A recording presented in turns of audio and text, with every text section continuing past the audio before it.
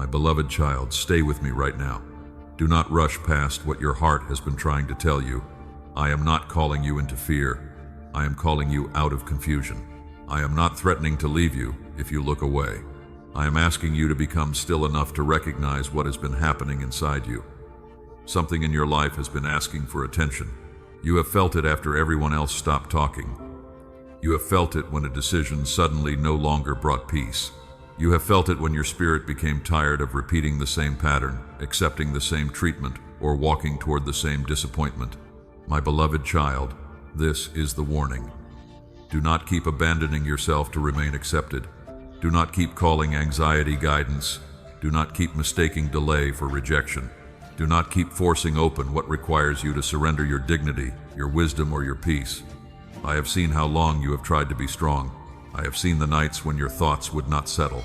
I have seen the conversations you replayed, the answers you wished you had given, and the tears you hid because you did not want anyone to think you were weak. You were never invisible to me. When Elijah became exhausted beneath the weight of fear, I did not shame him for being tired. I met him with rest food and a quiet voice. I did not ask him to perform strength before receiving care. My beloved child, I am meeting you in the same way now. This final warning is not about losing my love. My love is not hanging over you like a reward that disappears when you struggle. This warning is about the cost of continuing to ignore what truth has already revealed. You know which relationship keeps asking you to betray your boundaries. You know which habit leaves your mind clouded. You know which fear keeps convincing you that one more compromise will finally make you safe. You know which responsibility you have delayed because beginning feels uncomfortable. I am not naming these things to condemn you. I am naming them because love tells the truth before damage becomes deeper. My beloved child, pause before you make another decision from panic. Fear speaks quickly. It says you must answer now, agree now, return now, spend now, prove yourself now, or everything will be lost. Wisdom does not usually sound like panic. Wisdom gives you room to breathe, pray, gather facts, seek counsel, and remember who you are. Wisdom can survive questions. It does not demand secrecy. It does not require you to ignore danger, hide the truth, or silence your conscience. This is why you are here. Not because a screen controls your destiny. Not because staying with a message earns you a miracle. You are here because something within you is ready to stop living on automatic. You are ready to look honestly at the road beneath your feet. There have been moments when your path began to bend away from peace. Not every detour was rebellion. Some came from grief. Some came from loneliness. Some came because you wanted relief so badly that any open door looked like rescue. I understand why you reached for what seemed available. But my beloved child, relief and healing are not always the same thing. A choice can make pain quieter for one night while making your life heavier tomorrow. A person can offer attention without offering respect. An opportunity can look impressive while demanding that you ignore what is true.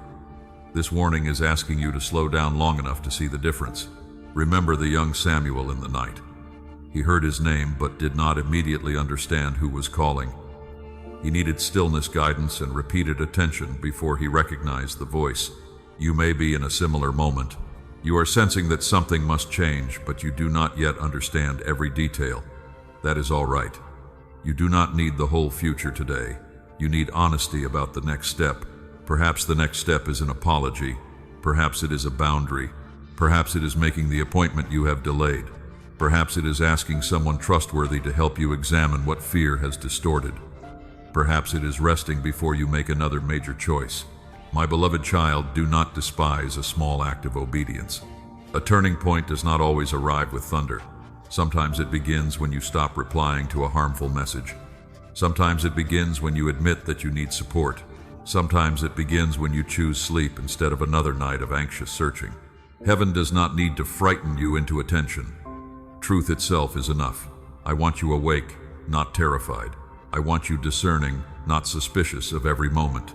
I want you hopeful, not dependent on a dramatic promise.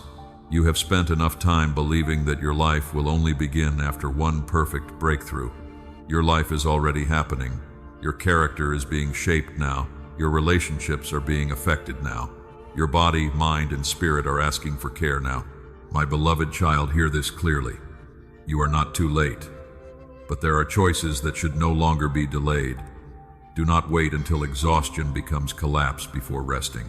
Do not wait until resentment becomes cruelty before speaking.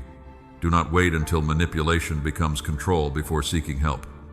Do not wait until shame becomes identity before receiving grace. This is the mercy inside the warning. You are being invited to respond while change is still possible. I am not asking you to fix everything tonight. I am asking you to stop pretending that nothing needs to change. Sit quietly after these words. Name what has been troubling you without exaggeration. Separate what you know from what you fear. Ask what is within your responsibility and what belongs outside your control. Then choose one faithful action. My beloved child, your future will not be built through frantic promises. It will be built through truth, courage, wisdom, and repeated obedience. You have been seen. You have been heard. You have not been abandoned. Now remain attentive, because the next part of this journey will speak about the door before you. Some doors should be approached with courage. Others must be allowed to close. In the next part, I will teach you how to stay present before the door closes without forcing what is not meant to be carried forward. My beloved child, you have recognized the warning, and now you are standing before a door. Do not panic. Do not rush. A closing door does not always mean rejection, and an open door does not always mean permission.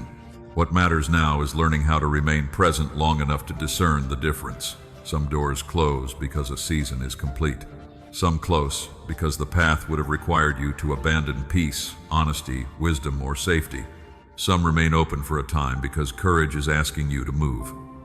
My beloved child, this is why you must stay awake. Not frightened, not obsessed. Awake. Fear will tell you that every opportunity is your last chance. It will say that if you do not act immediately, everything will be lost. It will make a narrow window feel like a trap, and every delay feel like failure. But I do not guide you through panic. When truth is clear, courage can act. When truth is still forming, wisdom can wait. Think of Paul when he wanted to travel in one direction, yet the road did not open as expected. He did not force the path. He remained attentive. Another direction became clear, and the closed road became part of the guidance. My beloved child, a closed door can redirect you without condemning you. Do not turn every ending into proof that you were not worthy. A relationship may end because trust was repeatedly broken. An opportunity may disappear because timing changed. A plan may fail because information was incomplete. A door may close because another person made a choice. Not every closure is punishment. Not every delay is spiritual resistance. Not every disappointment means you missed your purpose. Sometimes a door closes because life is telling the truth. You may be standing before a conversation you have avoided. You know it cannot remain unfinished forever. Perhaps someone needs an honest answer. Perhaps you need to admit that your capacity has changed. Perhaps you need to say no where fear has kept you saying yes. Stay before that door. Do not run from discomfort. Breathe, pray, gather your thoughts, decide what truth requires, then speak with humility. My beloved child, courage does not always kick a door open. Sometimes courage knocks gently. Sometimes it asks a clear question. Sometimes it waits for a response without chasing. Sometimes it turns away when silence has already answered enough. You do not need to force access to prove faith. If someone keeps you confused, watch the pattern. If an opportunity demands secrecy, pressure, dishonesty, or money you cannot responsibly give, step back. If a relationship repeatedly punishes boundaries, seek support and protect your safety. A door that requires you to betray yourself is not leading you toward peace. My beloved child, I am not asking you to become suspicious of everything. I am teaching you to notice what remains true under pressure. Healthy doors can withstand questions. Healthy people can respect time. Healthy opportunities do not require you to ignore facts. Healthy guidance does not shame you. Before you move, separate urgency from importance. Something can be important without requiring an immediate answer. Ask whether the deadline is real or manufactured. Ask what will happen if you take one night to pray, read, rest, or speak with someone wise. A decision made after rest may look different from one made inside fear. Remember Noah.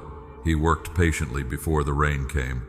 The door of the ark did not become meaningful because he panicked at the final moment. It became meaningful because he had prepared through steady obedience long before urgency arrived. Preparation protects discernment. My beloved child, do not wait until the final second to honor what has been clear for months.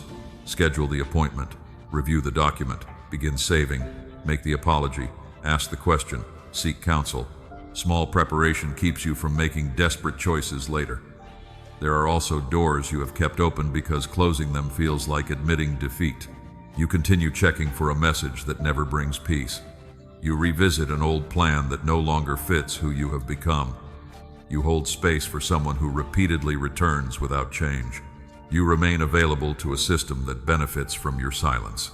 My beloved child, an open door can become a prison if you are afraid to leave it. Ask whether the connection produces truth, responsibility, and mutual respect. Ask whether progress is visible or only promised. Ask whether your presence is chosen or merely used. You are allowed to close what continues to harm you. Forgiveness does not require unlimited access. Hope does not require endless waiting without evidence. Patience does not mean abandoning judgment. If a door must close it without cruelty. Speak clearly where speech is safe and necessary. Return what belongs to another person. Keep what belongs to your own responsibility. Seek legal, medical, financial, or professional help when the situation requires it. Then grieve.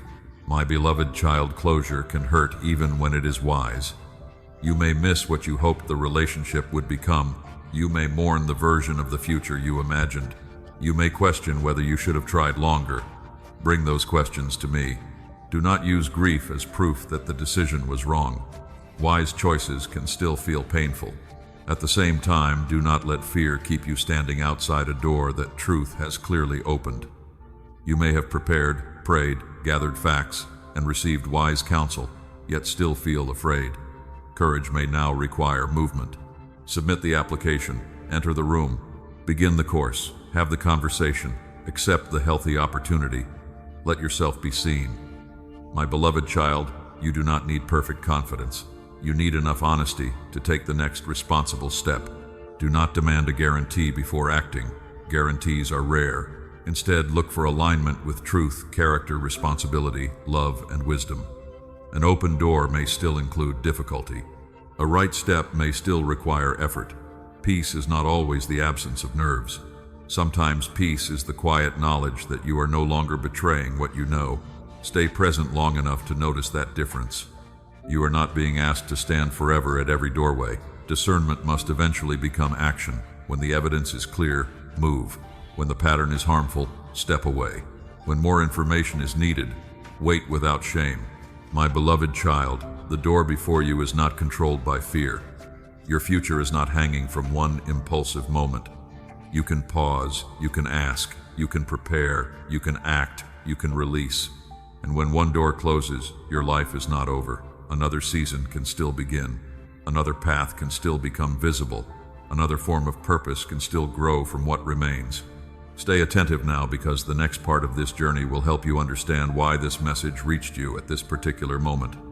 You were not brought here to be frightened into obedience. You were brought here to recognize what has been changing within you, what has been asking for truth, and why your heart is finally ready to listen. My beloved child, you have stood before the door long enough to understand that not every opening should be entered, and not every closing should be feared.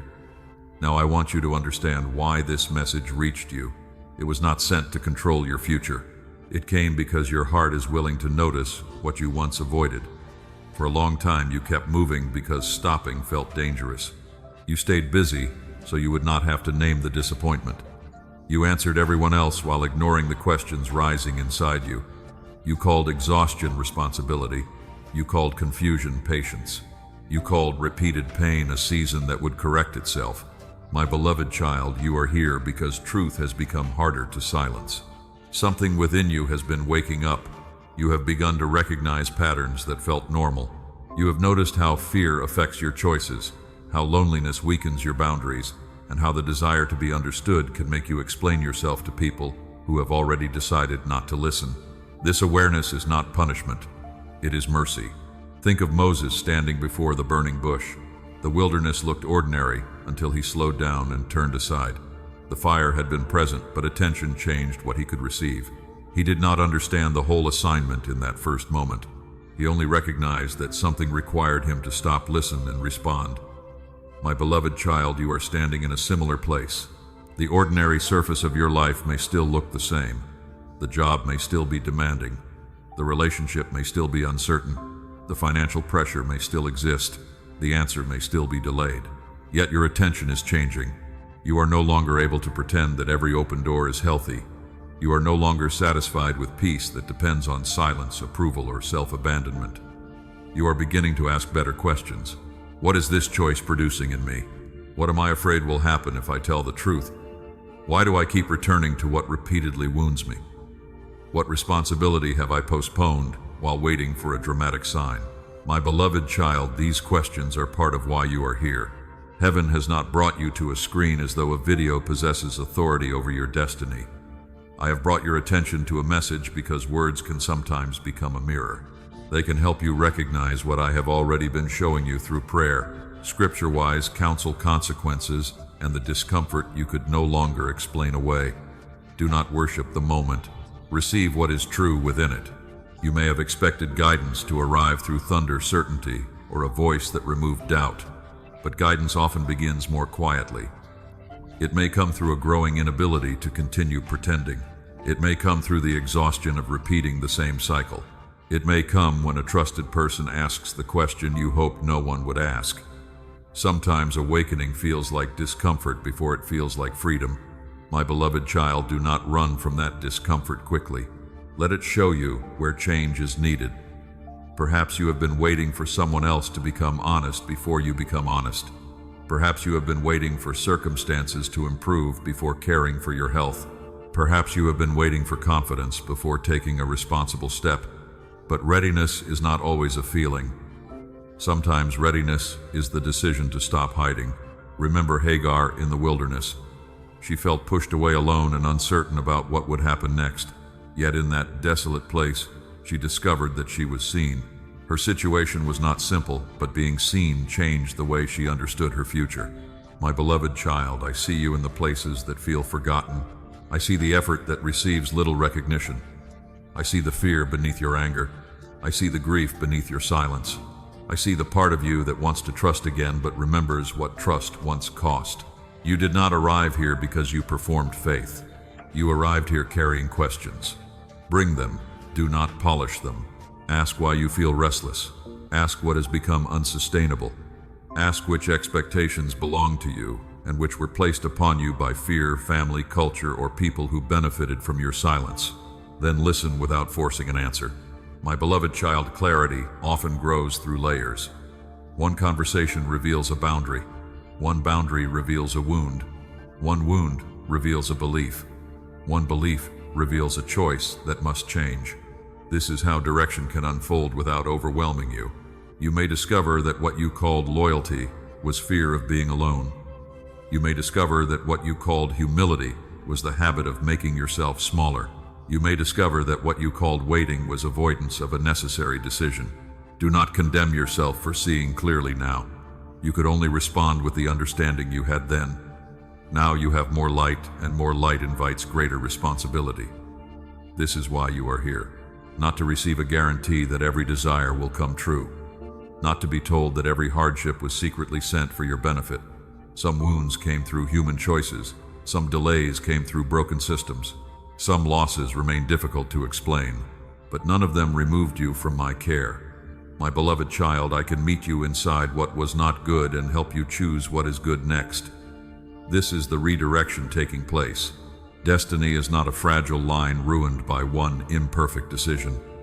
It is a life shaped through truth, repentance, wisdom, courage, service, and grace. You can change direction. You can repair what is repairable. You can release what no longer belongs in your hands.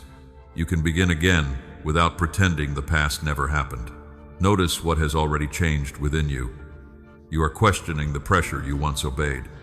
You are noticing when your body says no. You are becoming less impressed by promises without evidence. You are learning that peace and passivity are not the same. These changes may feel small, but they are signs of awakening. My beloved child, let this moment become practical. Write down the pattern you are ready to stop repeating. Name one person who can offer wise and honest support. Identify one responsibility you can complete this week. Choose one boundary that protects truth rather than punishes another person. Then pray simply, Father, show me what I need to see. Give me courage to accept truth, humility to receive correction, and wisdom to act without panic. Help me recognize what belongs to me and release what does not. You do not need to solve your whole life tonight. You need to remain present. As you understand why you were brought to this moment, another truth is ready to come forward. Before you can move into purpose, the pain beneath your patterns must be acknowledged. In the next part, I will speak to the wounds you carried quietly, the tears no one saw, and the places where heaven has never stopped seeing you. My beloved child, now that you understand why this message reached you, I want to speak to the pain beneath the patterns you have been trying to change. The wounds you carried quietly must be acknowledged, not exposed for spectacle, not exaggerated, acknowledged with truth and tenderness. I have seen what others missed. I saw the moments when you smiled because explaining the truth felt too exhausting. I saw you enter rooms carrying grief no one asked about. I saw you answer, I am fine, because your honesty would become another burden someone refused to hold. My beloved child, hidden pain is still pain. You may have learned to function while hurting. You completed the work, cared for others, kept appointments, answered messages, and continued showing up. People called you strong because they saw the movement. They did not see the cost. Strength can become a mask when no one asks what it takes to keep wearing it. I am not ashamed of your weariness. Remember Hannah, who carried a sorrow so deep that even the person watching her misunderstood what was happening. She poured out grief without polished language. Her pain was not proof that she lacked faith. It was evidence that something precious mattered to her. My beloved child, you do not need to make your pain sound spiritual before bringing it to me.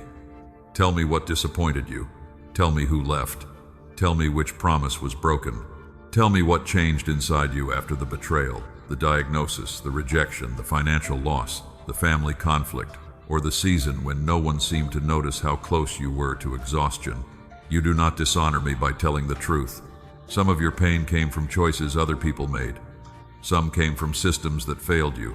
Some came from circumstances no one could control. Some came from decisions you regret. I will not ask you to call all of it good. I will meet you inside what was not good. My beloved child, healing does not begin by rewriting the past into something pleasant. It begins by naming what happened, recognizing what it cost, and refusing to let the wound decide future choices. You may have been rejected, but rejection does not have to become your identity. You may have been abandoned, but abandonment does not have to become the lens through which you interpret every silence. You may have been deceived, but betrayal does not have to make every new relationship guilty before it begins. Pain teaches the heart to protect itself. Sometimes protection looks like distance. Sometimes it looks like control. Sometimes it looks like pleasing everyone so no one becomes angry. Sometimes it looks like leaving first so no one can leave you. My beloved child, these responses may have helped you survive, but survival patterns can become prisons when the danger has changed. Let us look at them without shame. When someone becomes distant, do you panic and chase? When conflict begins, do you disappear? When kindness appears, do you become suspicious? When you need help, do you become useful instead? When you make a mistake, do you punish yourself long after responsibility has been taken? These questions are not accusations. They are doors into understanding. Remember Hagar in the wilderness. She had been treated as though her pain did not matter. Yet there, far from safety and certainty, she encountered the God who saw her. My beloved child, I still see people in wilderness places. I see you when the room is quiet after the argument. I see you when another rejection makes an old wound feel new. I see you when you scroll through other people's lives and wonder why ease appears to belong to everyone except you. Comparison can make pain lonelier. It shows you a person's celebration without showing the years behind it. It shows you their answer without showing the questions they still carry. Do not use another person's visible moment to judge your hidden journey. Your pain does not make you less loved. It also does not make you more important than others. Suffering is not a crown of superiority. It is part of being human, in a world where people can wound one another and where life does not always unfold as hoped. But my beloved child, pain can become a place where truth grows. You can learn which boundaries were missing. You can recognize where silence protected the wrong person. you can understand why rest now feels necessary. You can discover that asking for help is not weakness. Bring safe people into the healing. Speak with a counselor, pastor, doctor, mentor, trusted friend, or professional when the wound is too heavy to carry privately. Prayer and practical support belong together. You do not have to choose between faith and wise care. If the pain involves abuse, threats, coercion, self-neglect, or immediate danger, move toward safety and seek help. Forgiveness never requires you to remain available to harm. My beloved child, heaven, acknowledging your pain does not mean heaven is asking you to stay trapped in it. Let grief have a voice, but do not let it become the only voice. Rest when you are tired. Cry when tears come. Write what you cannot yet speak. Breathe when your body remembers danger. Return to routines that tell your nervous system life is still happening now. Healing may come in layers. A memory may return after you believed it had lost its power. A date, a place, a tone of voice, or a familiar silence may awaken grief again. Do not call that failure. The heart often revisits pain from a stronger place. Each return can reveal another layer that is ready to be understood, grieved, released, or given a boundary. Enough is enough does not mean the pain disappears tonight. Sometimes it means you will no longer suffer alone. Sometimes it means you stop blaming yourself for what another person chose. Sometimes it means you finally seek help. Sometimes it means you stop reopening the same door and hoping a harmful pattern will suddenly become love. This is where movement begins. I am not promising that every loss will be returned in the form you desire. I am not telling you that every person will apologize or that every relationship will be restored. Some healing will include reunion. Some will include distance. Some will include accepting an answer you never wanted. But no wound has placed you beyond grace. My beloved child, let yourself be seen without performing strength. Let the truth breathe. Let support enter. Let the part of you that has carried everyone else receive care.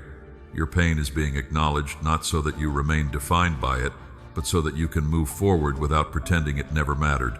As hidden grief comes into the light space begins to open for change. In the next part of this journey, I will show you how to prepare for the coming reversal, not as a guaranteed miracle on demand, but as a responsible turning of the heart, the mind, and the direction of your life toward truth, healing, and new possibility. My beloved child, now that your hidden pain has been acknowledged, space is opening for change. What was buried no longer has to control every reaction. What was unnamed no longer has to direct your choices from the shadows. This is where reversal begins. Not with noise, not with pressure, not with a promise that every difficulty will disappear overnight. A true reversal begins when truth becomes stronger than fear.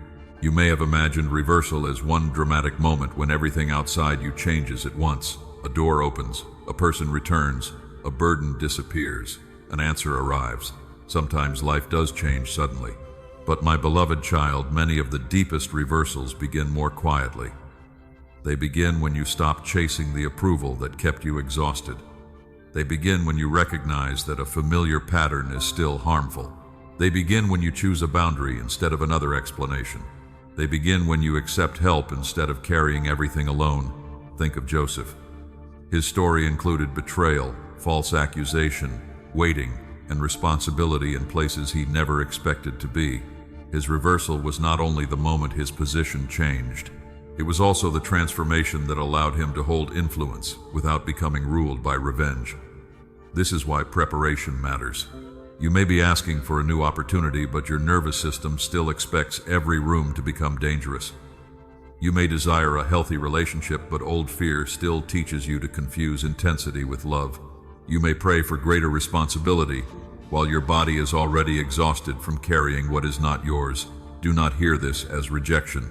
Hear it as care. Preparation is not proof that you are unworthy. It is how you learn to carry change without losing yourself inside it. Ask what must become stronger within you. Perhaps it is patience. Perhaps it is honesty. Perhaps it is the ability to receive correction without collapsing into shame. Perhaps it is learning to leave when respect disappears. Perhaps it is learning to remain when discomfort is healthy and growth is required. My beloved child, reversal does not mean running in the opposite direction without wisdom. It means allowing truth to correct the direction. Naomi believed her story had become only loss. She returned carrying grief and little expectation. Yet Ruth walked beside her, and ordinary faithfulness began creating new possibility. The change did not arrive through spectacle. It arrived through companionship, work, integrity, and decisions made one day at a time. Your reversal may also come through ordinary means. A conversation with a counselor may help you understand a pattern. A budget may reveal where fear and avoidance have been costing you. A difficult apology may reopen the possibility of trust. A clear no may protect the peace you have been trying to rebuild. Wisdom is one of the ways grace becomes visible. My beloved child, prepare your environment for the life you say you want. If you want peace, reduce what repeatedly floods your mind with panic. If you want honesty, stop maintaining relationships that require constant performance. If you want financial stability, face the numbers without shame and seek qualified guidance. If you want healthier connection, learn to communicate before resentment grows. If you want rest, stop waiting until collapse gives you permission. Reversal needs room. You cannot keep every old pattern and expect a new direction to feel different. There may be habits, conversations, expectations, and attachments that no longer belong in the next chapter. Releasing them may feel like loss before it feels like freedom. Grieve what must be released. But do not return simply because grief is uncomfortable. My beloved child, the familiar can feel safer than the healthy because your body recognizes it. Familiar pain can seem less frightening than unfamiliar peace. This is why you must move gently and deliberately. Do not make every change in one emotional night. Choose what is clear, build support, make a plan, tell someone trustworthy what you are trying to change. Small structure protects new decisions. If you are leaving a harmful pattern, identify what might pull you back. Loneliness may tempt you. Guilt may weaken your boundary. Another person's apology may sound convincing before their behavior has changed. Prepare for these moments before they arrive. Write down why the decision became necessary. Keep contact with people who help you remain grounded. Seek professional help where trauma, addiction, safety, health, or legal concerns are involved. My beloved child, courage is stronger when it is supported by wisdom. There may also be things you need to restore within your own responsibility. Return what you borrowed. Complete what you promised. Tell the truth about the mistake. Repair what can be repaired. Reversal is not only receiving something new, it is becoming willing to correct what you can. Grace does not remove responsibility. Grace gives you strength to face it. Think of the son who left home believing freedom existed far from relationship and responsibility. His reversal began before the journey home was complete. It began when he became honest about where his choices had led him. Then he rose. My beloved child, there is power in that moment. Not because the road ahead was guaranteed to be easy, but because he stopped defending what was destroying him. You may need to rise in the same way. Rise from denial. Rise from endless self-punishment. Rise from waiting for someone else to make the first healthy choice. Rise from the belief that one failure has canceled your future. This is no longer working. I need help. I was wrong. I will not continue this pattern. I am ready to take the next faithful step. My beloved child, do not confuse hope with prediction. I am not telling you that every person will return, every illness will disappear, every financial problem will resolve quickly, or every opportunity will arrive in the form you expect. I am telling you that change is still possible. Wisdom can grow, peace can return in layers, trust can be rebuilt where truth and consistency are present. A different future can begin through choices made today. You are not powerless simply because you cannot control the outcome. Do what belongs to you. Pray, prepare, speak, listen, seek counsel, rest, act when truth becomes clear. Then release what belongs to another person's choice, a process or time. My beloved child, the obstacle losing power may not be an enemy outside you. It may be the fear that kept you silent. It may be shame that convinced you not to seek help. It may be the belief that change must be dramatic to be real. As these obstacles weaken, movement becomes possible. The reversal may first appear as a clearer mind, a steadier boundary, a healthier routine, or the courage to ask a necessary question. They are evidence that your life is turning toward truth. Now prepare your heart to respond. In the next part of this journey, I will show you how to answer the prophetic invitation without treating faith like a transaction, how to engage with purpose instead of pressure, and how one sincere response can become the beginning of faithful action. My beloved child, the reversal has begun with truth, responsibility, and the courage to stop repeating what has wounded you. Now the invitation before you is not to perform for heaven. It is to respond with an honest heart. A prophetic invitation should not make you feel trapped. It should not demand money, attention, or public agreement as the price of being loved. It should not tell you that one click controls your future, or that one comment becomes a contract with me. My beloved child, my love is not sold through pressure. Your response matters because response shapes character. When truth becomes clear, you are invited to answer with prayer, surrender, obedience, and wise action. Think of Samuel in the quiet of the night. He did not fully understand the voice calling him. He needed guidance. He listened again. Then he became willing to say that he was ready to hear. That willingness was not a payment. It was an opening of the heart. Like Mary, you may ask honest questions and still respond with humility. Faith is not the absence of uncertainty. It is willingness within uncertainty. My beloved child, faithful response can include questions. You are allowed to ask whether a message agrees with Scripture. Examine the fruit it produces. Does it lead toward truth, love, responsibility, humility, and peace? Or does it create panic, superiority, secrecy, and dependence on a human voice? Test what you hear. No person, channel leader, or speaker should own your conscience. Wise teaching points you toward Christ. It does not make itself the gatekeeper of blessing. If a message says you must give money to prevent loss, step back. If it says subscribing guarantees protection, question it. If it uses my name to create fear or silence honest concerns, seek wise counsel. My beloved child, truth can withstand examination. Your prophetic response may begin with a simple prayer. Father, I am listening. Show me what is true. Correct what is false. Reveal what belongs to my responsibility. Give me courage to act without panic and humility to wait when clarity is still forming. Then remain quiet. Do not rush to create a dramatic feeling. You may feel warmth, relief, sadness, resistance, or nothing unusual. Emotion can accompany prayer, but it is not the measure of my presence. Faith can be sincere, even when it feels quiet. My beloved child, choose one action that agrees with the truth you have received. If you recognized exhaustion, arrange rest. If you recognized a harmful pattern, contact someone trustworthy. If you recognized a delayed responsibility, place it on your calendar. If you recognized the need for forgiveness, name the wound honestly. If you recognized financial confusion, gather facts and seek qualified guidance. A response becomes meaningful when it enters ordinary life. Words can create the feeling of movement without actual change. You can say that you receive peace while feeding panic. You can speak about a new chapter while protecting habits of the old one. My beloved child, let your declaration become practical. Say, I am willing to tell the truth. Say, I am willing to receive help. Say, I am willing to release what keeps harming me. Say, I am willing to move when wisdom becomes clear. These words do not control heaven.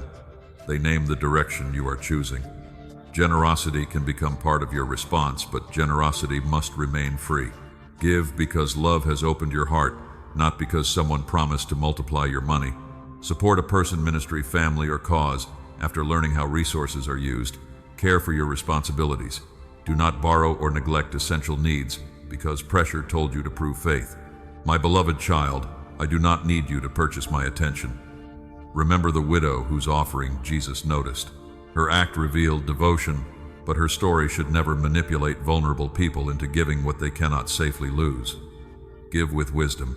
Give without bargaining. Give without believing generosity forces a particular outcome. The same is true when you share encouragement. You may send a message to someone who needs hope. You may speak about what you are learning.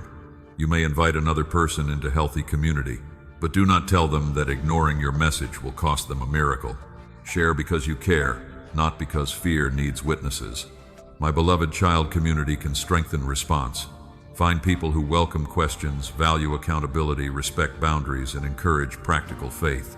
Healthy community can hold prayer, correction, grief, and growth together. Do not isolate yourself inside private revelation. If you believe you are led toward a major decision, speak with mature and trustworthy people. If health, safety, money, housing, or legal responsibilities are involved, include qualified professionals. Wisdom is not opposition to faith. It is one way faith becomes responsible. You may also respond by resting. Not every invitation requires immediate movement. Sometimes obedience is to stop sleep and return with a clearer mind. Fear says delay will destroy everything. Peace says what is true will remain true after rest. My beloved child, learn the difference between urgency and manipulation. Urgency says a real matter deserves attention. Manipulation says you must obey another person immediately or suffer a spiritual consequence. My voice may correct you firmly, but it will not require you to surrender discernment. Now ask what response is truly yours. What quiet, honest step is truth asking from you? Perhaps it is opening your Bible and reading slowly. Perhaps it is writing what you know and what you only fear. Perhaps it is contacting a counselor. Perhaps it is apologizing. Perhaps it is ending a harmful conversation. Perhaps it is beginning work you delayed. My beloved child, choose one. Complete it without turning it into a performance. Then return to prayer and remain teachable. A prophetic invitation is not a moment that ends when emotion fades. It is a beginning. It calls you into listening, testing, acting, correcting, and returning. You may later realize that part of what you believed was shaped by fear. Admit it, adjust. Grace allows correction. You may recognize that a quiet conviction remains steady across time. Scripture, facts, counsel, and peace. When that happens, move with courage. Your response does not open a magical gateway. It opens your attention. It helps you stop resisting what truth has revealed. It places your hands around the responsibility you can carry today. My beloved child, say this prayer if it reflects your heart. Father, I offer you my attention, questions, plans, and fear. Keep me from spiritual pressure and empty promises. Teach me to recognize Christ in truth, humility, courage, love, and responsible action. Help me respond freely, not anxiously. Show me one faithful step and give me strength to take it. Now stay attentive. As you respond with sincerity, you may begin to notice movement that once seemed impossible. It may begin as clarity, a changed conversation, a new boundary, an unexpected opportunity, or strength to do what you once avoided. In the next part of this journey, I will help you notice the door beginning to move, recognize genuine change without exaggerating it, and remain grounded as new possibilities start to appear. My beloved child, you responded to the invitation. Now begin to notice what is shifting. Do not demand thunder. Do not overlook the quiet movement. A door that seemed fixed may begin to move through small, truthful changes. The silence around you may not be empty anymore. A conversation may become clearer. A person may finally answer honestly. Your own heart may stop arguing with what it already knows. You may feel strength where fear once controlled the room. My beloved child, this is how movement often begins. Not every change is a miracle, and not every coincidence is a sign. Stay grounded. Look for patterns that agree with truth, wisdom, peace, responsibility, and consistent action. A genuine opening can survive questions. It does not need exaggeration to remain meaningful. You have spent long seasons watching a door that did not move. Perhaps it was the door of work healing, relationship purpose, or inner peace. You prayed, you waited, you became tired of hoping. Now one hinge may be loosening. Do not force it. When Peter was led from confinement, the iron gate opened as he continued forward. He did not stand there trying to tear it down with his own hands. He followed the light available for the next step, and the way opened as he moved. My beloved child, some doors become clear while you walk responsibly toward them. Take the call, attend the meeting, read the message carefully, ask the question you have avoided, follow up without begging, prepare without pretending certainty. Movement requires attention, but it does not require panic. Fear may tell you that because something has changed, you must act before wisdom has time to speak. It may push you to commit quickly, spend carelessly, trust without evidence, or return to a person because one apology sounds hopeful. Slow down. A moving door is an invitation to discern, not permission to abandon judgment. Ask what has actually changed. Has behavior become consistent? Have facts improved? Is accountability present? Does the opportunity respect your boundaries? Are the terms clear? Is your body responding to real danger or remembering an older wound? My beloved child, let evidence and prayer walk together. You may notice movement first within yourself. This matters. Perhaps you no longer feel compelled to explain your worth. Perhaps you can hear criticism without collapsing. Perhaps you can say no without hours of guilt. Perhaps you can wait for clarity without chasing. These are not small changes. The door of freedom often begins inside before circumstances catch up outside. For years, you may have believed that breakthrough meant another person changing. Now you are seeing that change can begin when you stop giving old patterns authority. Their silence may remain, but it no longer controls your day. Their opinion may remain, but it no longer defines your identity. My beloved child, this is movement. Do not dismiss inner healing because it cannot be photographed. A calmer morning matters. A better boundary matters. A truthful conversation matters. One night of real rest matters. The ability to ask for help matters. These are signs that your life is no longer standing in the same place. Still remain patient. A door beginning to move is not the same as a door fully open. Do not build an entire future from one encouraging moment. Let time reveal whether the movement continues. Healthy change becomes consistent. A sincere apology is followed by different behavior. An opportunity becomes clearer through information. A trustworthy person respects your questions. A useful plan becomes stronger when examined. My beloved child, what is true does not need you to pretend. There may also be resistance. Old habits may become louder when you begin changing. A person who benefited from your lack of boundaries may call your growth selfish. Anxiety may tell you to return to the familiar because the new path feels uncertain. Do not let discomfort automatically turn you back. Growth can feel unfamiliar without being unsafe. At the same time, do not call every obstacle an attack. Some obstacles are information. A delay may reveal that preparation is incomplete. A disagreement may show that expectations need to be discussed. A closed office, missed call, or changed schedule may be ordinary life. My beloved child, discernment protects hope from superstition. You do not need to search every number, dream song, or passing sentence for a coded message. Stay close to Scripture, facts-wise counsel, and the fruit a decision produces. Does it make you more honest? Does it deepen peace without avoiding truth? Does it strengthen responsibility? Does it respect the dignity of others? Does it move you toward Christ-like love? These questions help you recognize a door worth approaching. Think of the women who came to the tomb carrying grief. They expected a stone too heavy for them to move. When they arrived, the obstacle was no longer where they expected it to be. Yet even then, they had to listen, process, and respond. The changed scene did not remove every question at once. My beloved child, new movement can still require time to understand. You may receive good news and feel afraid. You may be offered help and struggle to trust it. You may see a healthy door opening and still remember every door that closed before. Give your heart time to learn safety. Do not shame yourself for moving carefully. Caution shaped by wisdom is different from avoidance shaped by fear. If the opportunity is healthy, it will not require you to silence every concern. Take one step. Observe, ask, pray, rest. Then take another step if truth remains clear. My beloved child, preparation honors movement. Update the document. Practice the skill. Clear the schedule. Save what you can. Speak with the right person. Care for your body. Make room for what you have asked to carry. You cannot control whether every door opens, but you can become ready to respond with integrity when one does.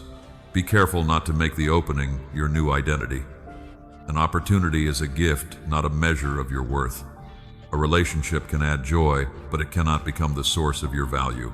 Success can expand responsibility, but it cannot replace your need for rest, truth, and community. My beloved child, enter with open hands. If the door opens wider, walk humbly. If it pauses, remain grounded. If it closes again, grieve without calling yourself rejected. Your life is larger than one doorway. Something is moving, but the deepest change may be that you are no longer the same person standing before it. You are more aware, more honest, more willing to seek wisdom, more able to recognize pressure, more prepared to choose peace without becoming passive. This is why the silence feels different. You are beginning to hear more than fear. You are beginning to recognize that your name has never been forgotten, even in seasons when no answer came. In the next part of this journey, I will speak about what it means to hear your name called in heaven, not as proof that you are superior, but as a reminder that you are known, loved, and entrusted with purpose. My beloved child, the door has begun to move, and you are learning that the deepest change may be happening within you. You are more honest, more discerning, and more willing to walk in peace. Now hear this clearly. Your name has never been forgotten. You may have felt overlooked for so long that being noticed now feels difficult to trust. You watched others receive opportunities while your own prayers seemed unanswered. You supported people who rarely asked how you were doing. You entered rooms where your effort was expected but your heart was ignored. My beloved child, I saw you there. I knew your name before anyone praised it, misunderstood it, or used it carelessly. I knew you before success gave people a reason to notice. I knew you in the quiet seasons when you felt ordinary, tired, and uncertain about what your life still carried. To hear your name called in heaven does not mean you are greater than another person. It means you are known. It means your life is not anonymous to me. It means your choices, wounds, gifts, and responsibilities matter. Think of Mary standing near the empty tomb. Grief had made the future difficult to recognize. She saw Jesus, yet sorrow clouded her understanding until he spoke her name. One word changed the moment, not because her pain had been imaginary, not because every question disappeared. She recognized that she was seen personally within a story larger than her grief. My beloved child, sometimes you recognize my nearness when truth speaks to the place that is felt unseen. You may hear it through scripture that meets your exact fear. You may hear it through a wise person who remembers what you stopped saying. You may hear it in prayer when your heart finally becomes honest enough to stop performing. Do not chase dramatic voices. Do not believe every person who claims to carry a private message about your future. My voice will not ask you to surrender wisdom, safety, responsibility, or the freedom to ask questions. What comes from truth can be examined without collapsing. My beloved child, being called by name is not an invitation to spiritual pride. It is an invitation to relationship and responsibility. When Samuel heard his name in the night, the call eventually led him toward listening, truth, and service. It did not give him permission to become impressed with himself. When Zacchaeus heard Jesus call him personally, recognition led toward repentance and repair. Being seen did not excuse his past. It gave him courage to change direction. This is what I am doing in you. I am not calling you special so that you can stand above others. I am calling you loved so that you can stop begging for value from people who cannot give it. I am calling you responsible so that you can use your gifts with humility. My beloved child, you do not need to exhaust yourself to remain visible to me. Rest from the performance. Let your identity become quieter and stronger. You are not only the title you hold, the work you complete, the relationship you lost, or the approval you received. Those things can change. Your name represents a whole person still being formed through grace, truth, and daily choices. There may be parts of your story you wish no one remembered. When I call your name, I am not pretending these things never happened. I am calling you out of hiding. My beloved child, grace does not erase responsibility. It gives you enough hope to face responsibility honestly. Admit what needs to be admitted. Repair what can be repaired. Seek help where the pattern is stronger than private effort. Allow your name to become connected with truth rather than secrecy. You may also carry losses that still feel attached to your name. The dream that did not happen. The person who left. The home that changed. The opportunity that disappeared. The season you thought would last longer. I remember what you mourned. But remembrance is not always a promise that the same thing will return in the same form. Some restoration includes recovery. Some includes release. Some includes discovering that purpose can continue after a chapter ends. My beloved child, do not reduce hope to getting back everything you once had. Sometimes hope is becoming able to live fully again. Sometimes it is trusting slowly after betrayal. Sometimes it is finding meaningful work after one path closes. Sometimes it is allowing joy to return without feeling disloyal to what was lost. Your name is not written only beside your pain. It is connected to gifts you may have minimized, compassion formed through struggle, courage developed in hidden seasons, and wisdom learned through correction. Perhaps you can bring calm into tense spaces. Perhaps you understand grief deeply enough to listen without rushing.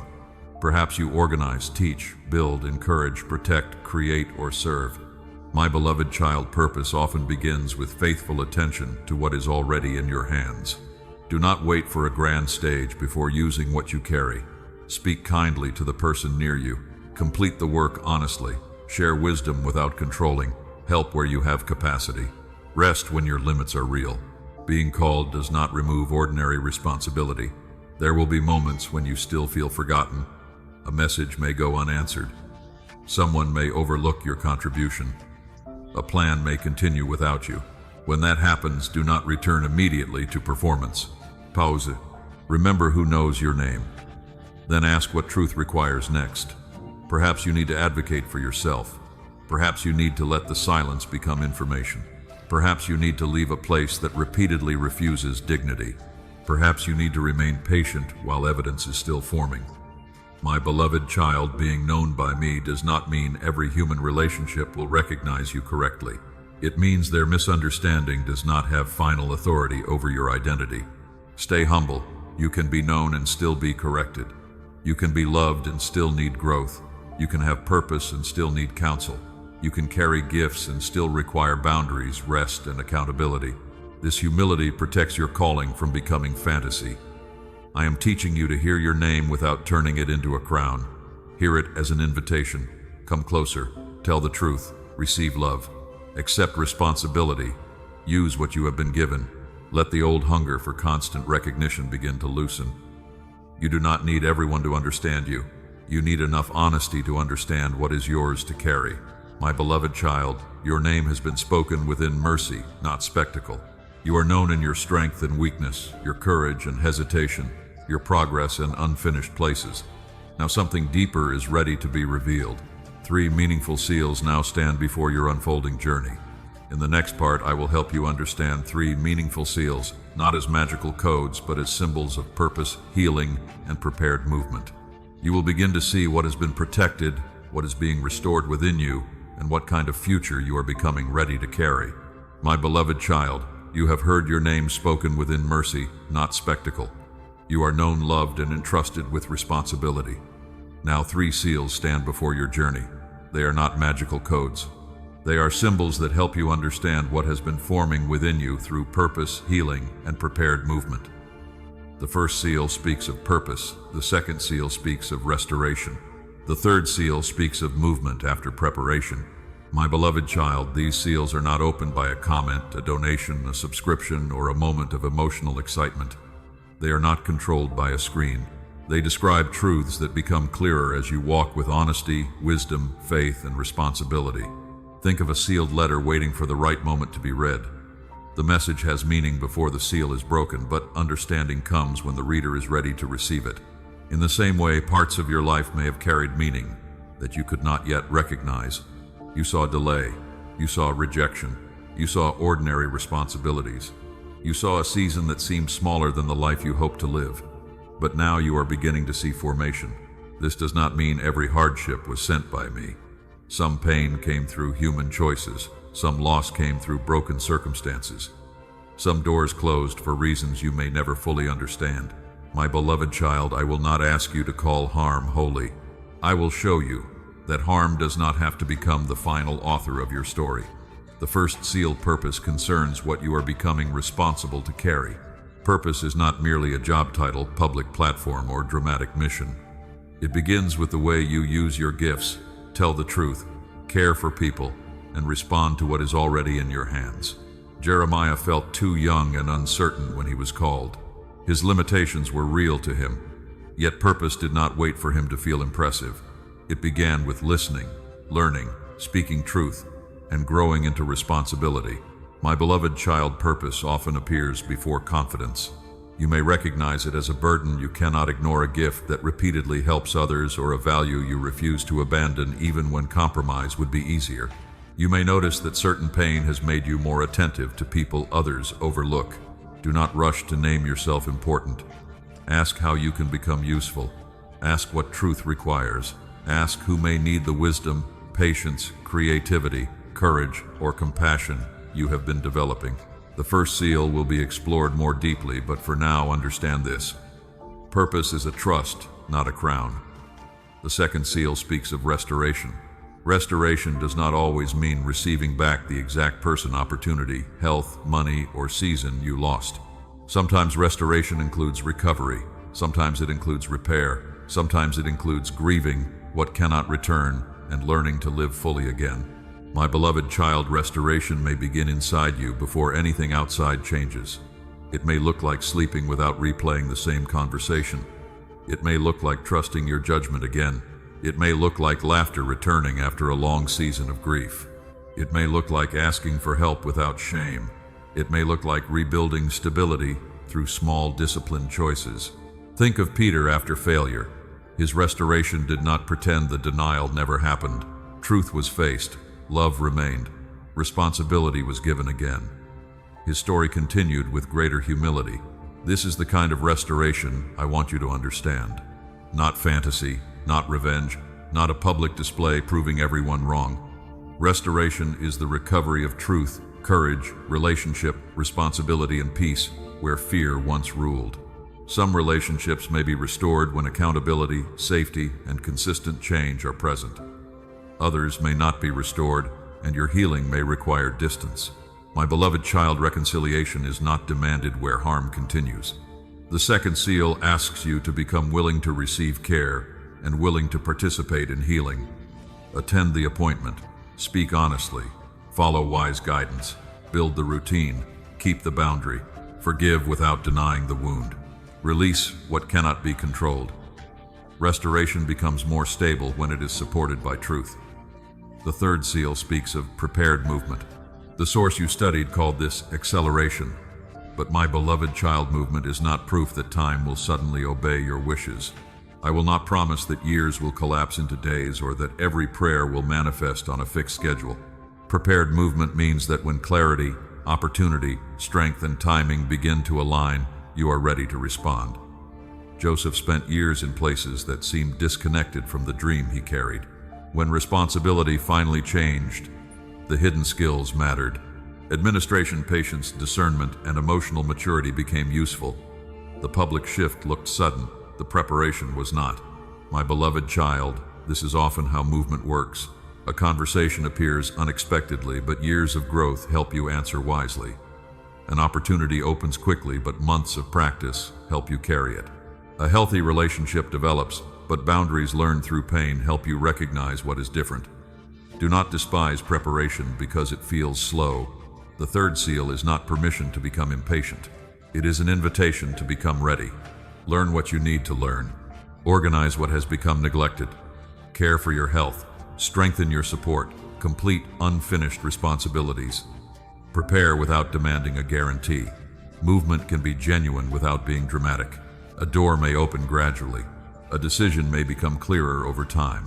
A pattern may lose power through repeated practice. A relationship may become safer through consistent truth. My beloved child, these three seals belong together. Purpose without healing can turn into performance. Healing without purpose can become endless self-focus. Movement without preparation can become chaos. Purpose gives direction. Restoration gives strength. Prepared movement gives responsible action.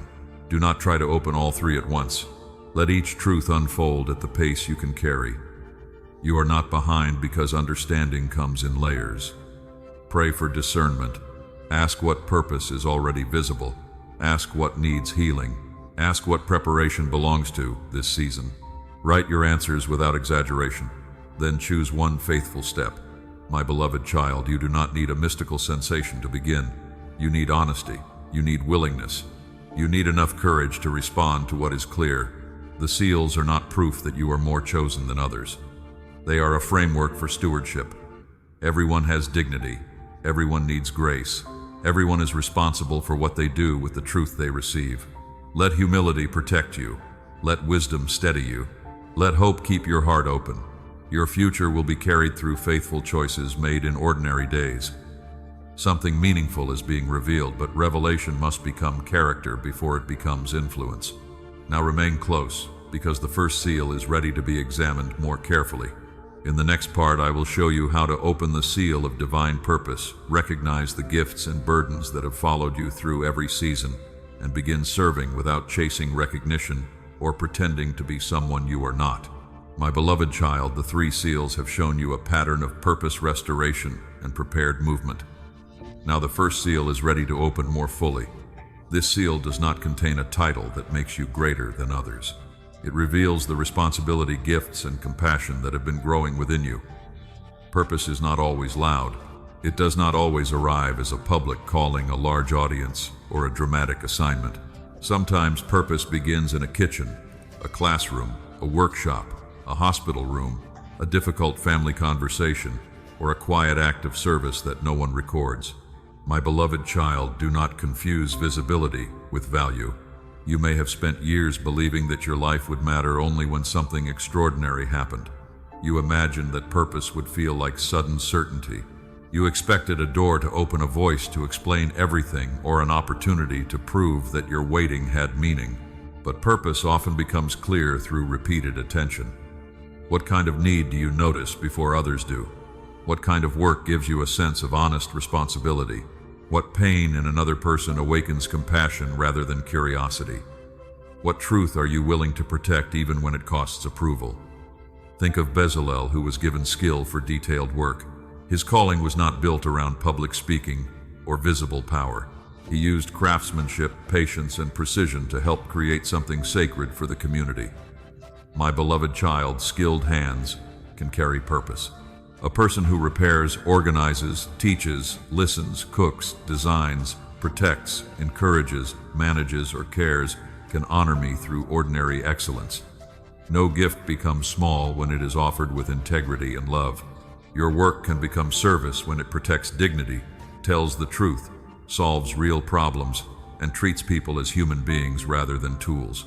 Your home can become a place of purpose when patience replaces cruelty and honesty replaces silence. Jeremiah felt unprepared when he was called to speak. He focused on his lack of experience. I did not tell him that his concerns were imaginary. I reminded him that calling would require listening, growth, courage, and dependence. My beloved child, feeling unready does not always mean you are in the wrong place. But do not use calling language to ignore preparation. If you need training, learn. If you need healing, seek help.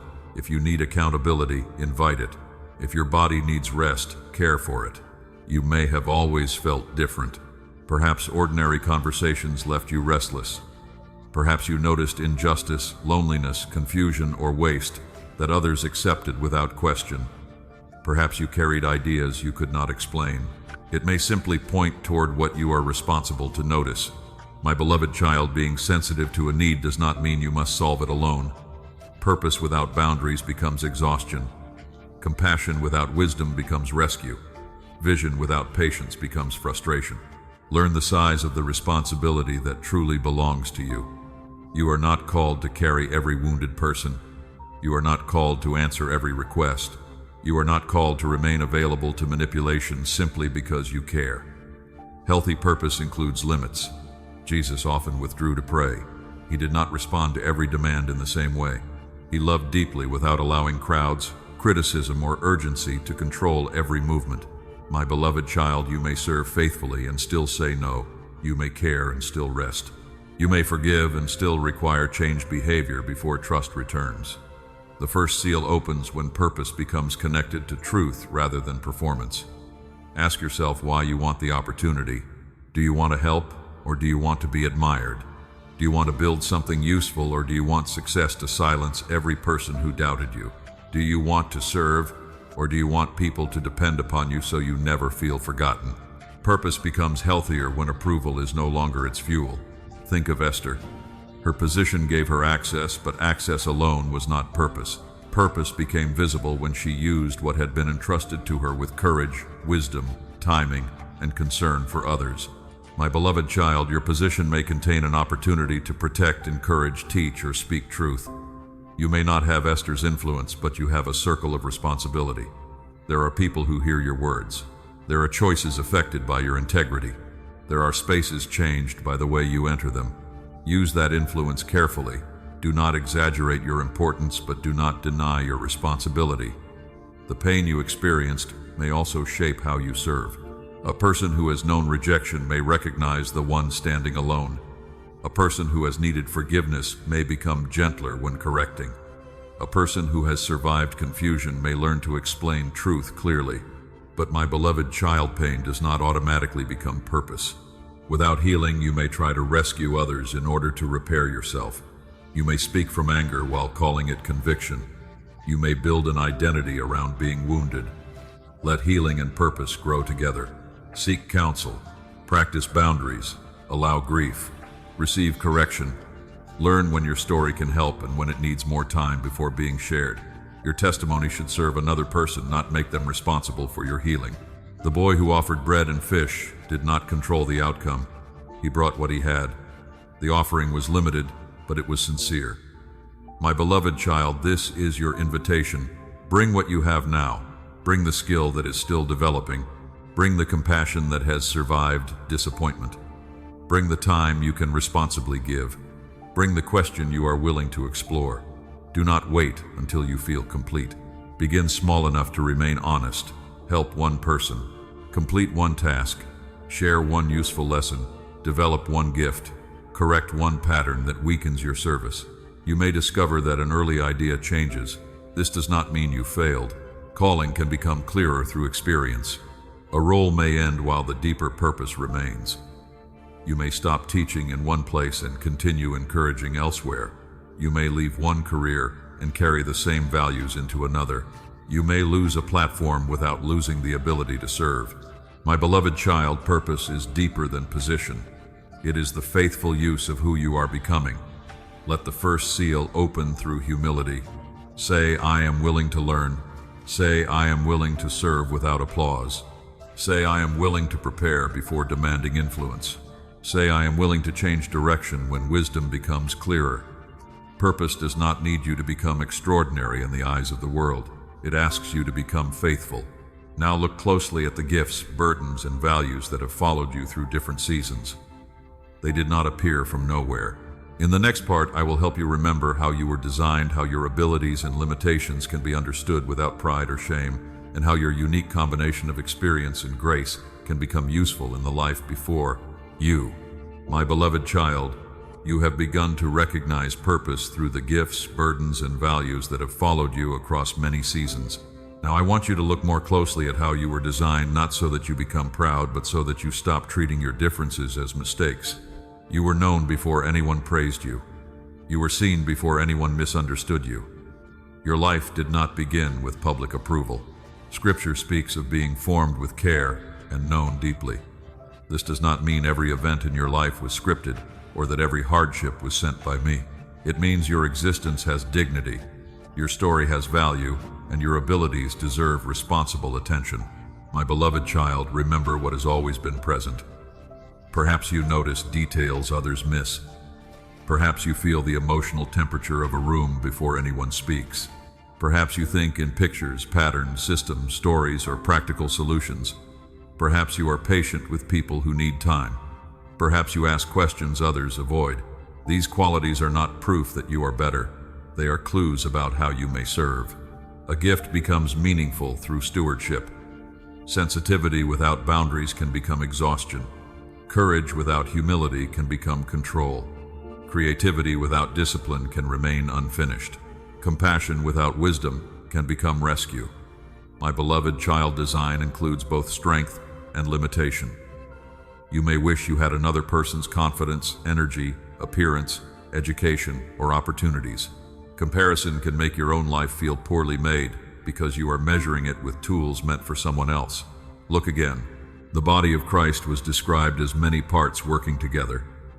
An eye was not asked to become a hand. A hand was not told that its work mattered less because it was different. Diversity was not treated as disorder. It was treated as interdependence. My beloved child, you do not need every gift. You need honesty about the gifts you have and humility about the help you need. There are things you do naturally, but natural ability still requires development. A person may have a strong voice and still need wisdom. Someone may understand people and still need training. Another may organize well and still need patience. Potential is not completion. Practice matters. Correction matters. Character matters. If you feel called to teach, learn carefully. If you feel called to lead, learn to listen. If you feel called to help, learn where your responsibility ends. If you feel called to create, finish small things before demanding a larger platform. My beloved child, preparation honors design. Think of Timothy, who carried sincere faith and useful gifts, yet still needed encouragement, instruction, and maturity. His calling did not remove the need to grow. You may also have limitations that feel frustrating. Your body may become tired faster than you wish. Noise may overwhelm you. Conflict may make your thoughts disappear. A past wound may cause your nervous system to react before your mind understands what is happening. Do not turn these realities into shame. Learn them, care for your body, create structures that support your attention. Rest before exhaustion steals your patience. Seek counseling, treatment, medical care, or practical support when needed. My beloved child, honoring how you were designed includes receiving help. It also includes recognizing that some patterns are not permanent design. Fear may feel natural because it has been practiced for years. People-pleasing may feel like kindness because it once protected you. Silence may feel like peace because conflict once became dangerous. Do not call every survival response your personality. Healing can reveal parts of you that fear kept hidden. You may become more direct without becoming cruel. You may become more open without becoming unsafe. You may become more peaceful without becoming passive. You may discover that the person you thought you were was partly the person you had to become to survive. My beloved child, let grace separate your true values from your protective habits. Ask what remains when fear becomes quieter. What do you care about deeply? What kind of work leaves you tired but honestly fulfilled? What kind of injustice awakens courage? What kind of beauty helps you notice me? What kind of service produces peace rather than resentment? These questions can help you remember. You may also need community to recognize your design. Other people sometimes see strengths you have minimized. A wise friend may notice your ability to calm conflict. A mentor may recognize leadership where you only see responsibility. A counselor may help you identify patterns that have hidden your voice. Receive feedback carefully. Not every opinion is truth. Some people will prefer the version of you that was easier to control. They may call growth selfish. They may call boundaries cold. They may call humility weakness. My beloved child, listen for feedback that is specific, honest, respectful, and consistent with truth. You were not designed to perform endlessly for approval. You were designed for relationship, responsibility, creativity, rest, service, learning, and love. This means your worth does not disappear when productivity slows. Your dignity remains when illness limits you. Your value remains when a role ends. Your identity remains when another person fails to recognize what you carry. Do not reduce yourself to usefulness. You are more than what you provide. At the same time, do not use identity language to avoid responsibility. Saying you are gifted does not excuse careless work. Saying you are sensitive does not excuse harming others. Saying you are called does not remove accountability. My beloved child, true design produces stewardship. Use what you have with care. Develop what is immature. Repair what has caused harm. Release the need to appear exceptional. Let ordinary faithfulness reveal what is real. You may feel different because your experiences, temperament, gifts, and wounds have formed a combination that no one else carries in exactly the same way. But uniqueness is not isolation. You still need community. You still need correction. You still need people whose gifts complement yours. A healthy purpose does not make you independent of others. It makes you more willing to honor what others carry. My beloved child, remember how you were designed by noticing what brings truth, usefulness, compassion, and steady life through you. Do not demand one dramatic answer. Collect the evidence. Look across seasons. Notice what has remained. Notice what has matured. Notice what must still heal. Then choose one way to steward it today. Practice the skill. Offer the help. Protect the boundary. Ask for guidance. Rest the body. Finish the work. Your design is not a secret code waiting for a perfect moment. It becomes clearer through honest living. Do not become impatient with the discovery. A design understood slowly can become a life carried wisely. What develops through practice, prayer, rest, and honest relationship often becomes more stable than an identity built from sudden excitement. As you remember who you are, you may also begin to reinterpret moments when others rejected, overlooked, or misunderstood you. In the next part, I will help you examine rejection without romanticizing it. Learn what it can reveal and understand how some painful seasons may prepare you without being called good. My beloved child, remembering how you were designed changes the way you look at rejection. What once felt like proof that something was wrong with you can now be examined with greater honesty. Rejection still hurts. Being overlooked still leaves questions. But pain does not have to become the final explanation of your worth.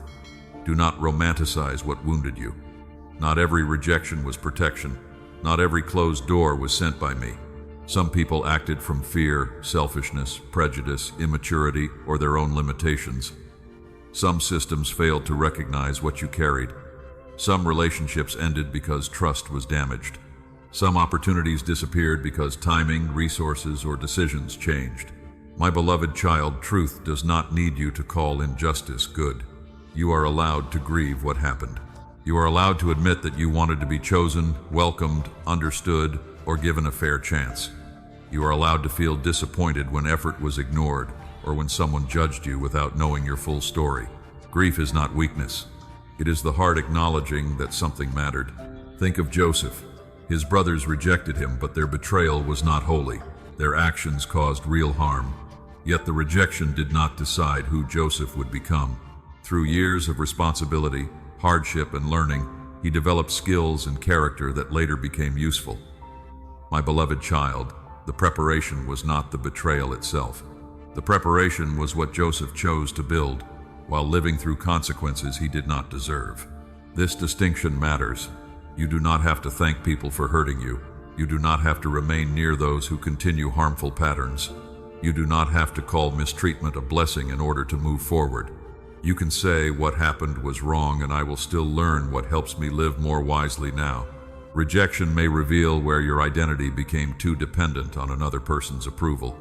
Perhaps one person's silence made you question every gift you carried. Perhaps one organization's decision convinced you that your work had no value. Perhaps one relationship ending made you believe you were impossible to love. My beloved child, one decision cannot define the whole truth of your life. A person can misunderstand you. A group can overlook you. An opportunity can be wrong for you. None of these things erase dignity. Let rejection become information without becoming identity. Ask what the experience revealed. Was the opportunity truly aligned with your values? Were you prepared for the responsibility? Did you ignore warning signs because you wanted acceptance? Did you communicate clearly? Was the environment healthy enough for honest growth? What can be learned without turning every answer into self-blame?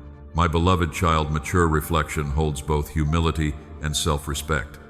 Sometimes you need to admit that your preparation was incomplete. Perhaps the skill needed more development. Perhaps your timing was poor. Perhaps your communication was unclear. Perhaps you wanted the result without accepting the discipline required to carry it. Correction is not humiliation.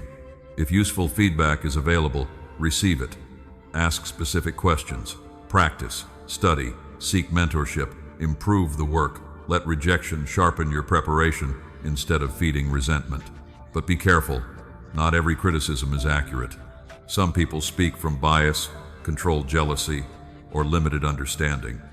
Some will reject the healthier version of you because your growth removes access they once enjoyed. My beloved child, learn to test feedback. Is it specific?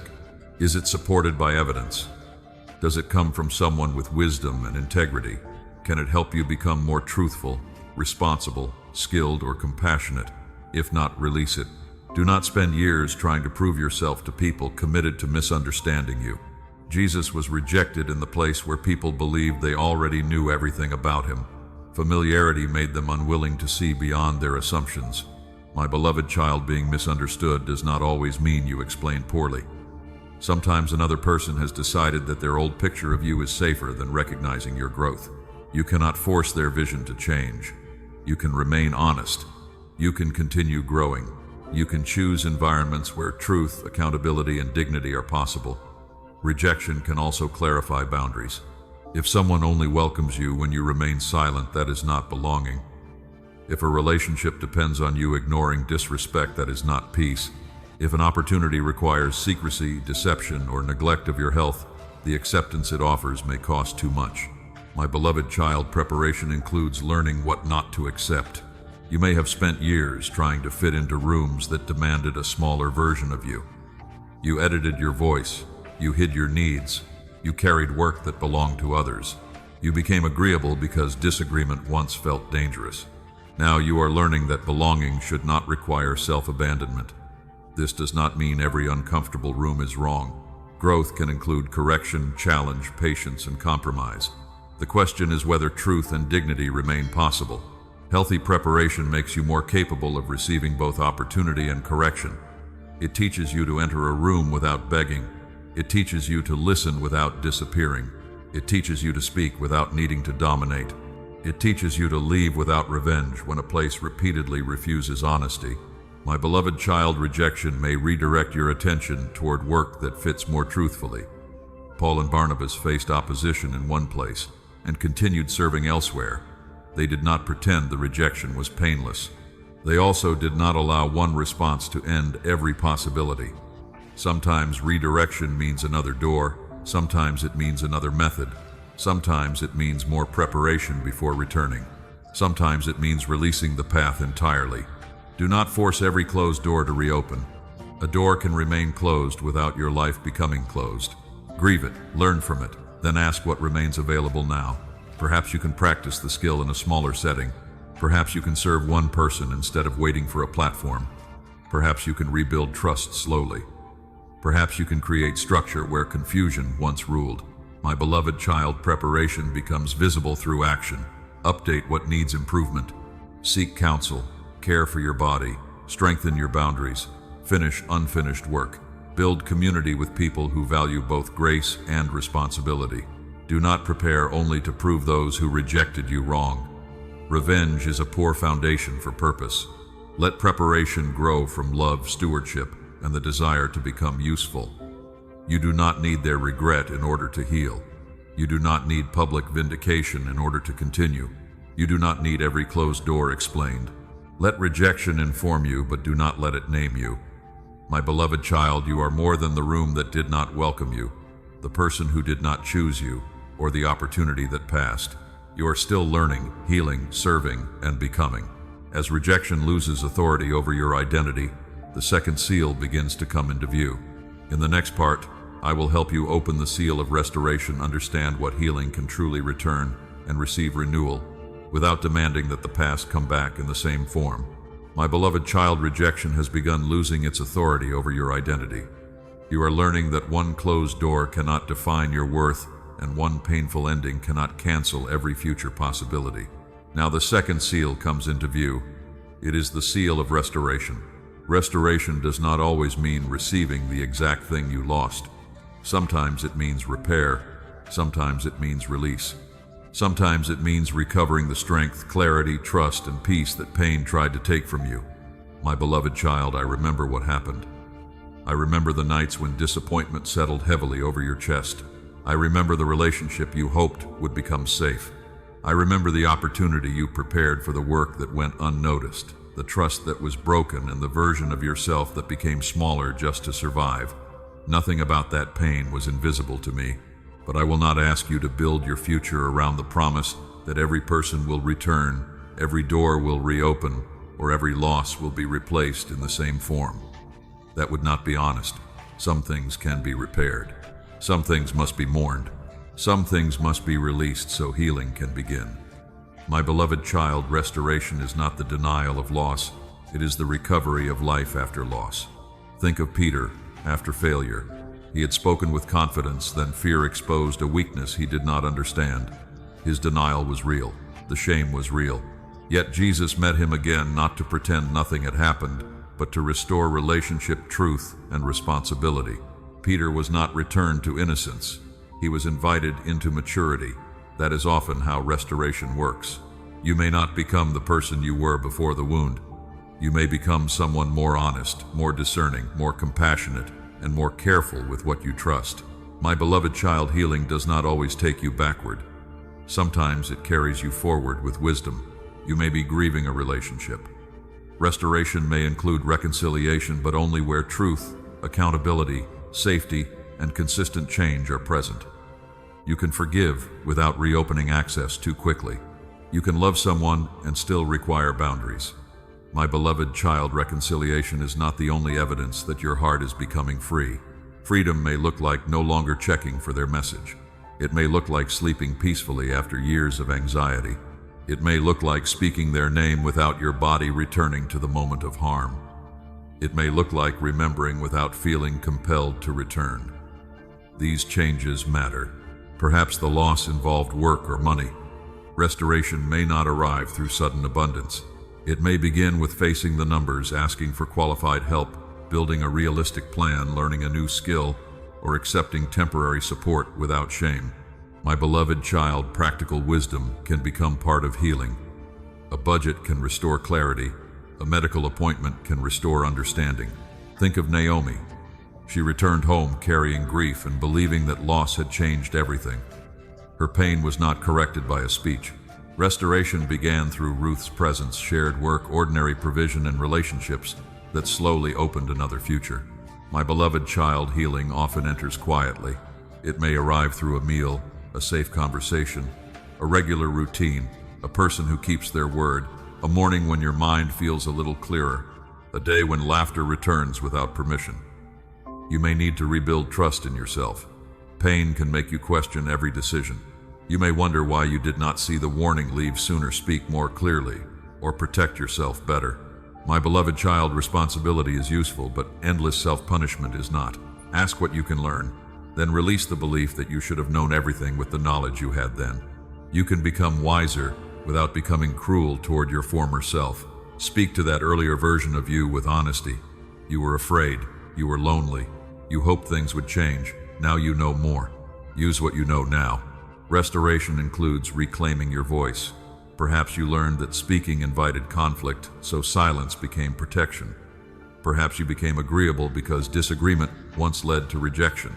My beloved child, begin practicing truth in safe places. Say what you need. Ask for clarification.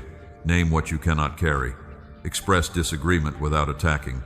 Let your voice grow through use. If speaking creates danger, seek support and choose safety. Courage is not proven by confronting someone who may harm you. Wisdom knows when to speak directly, when to document, when to seek professional help, and when to leave.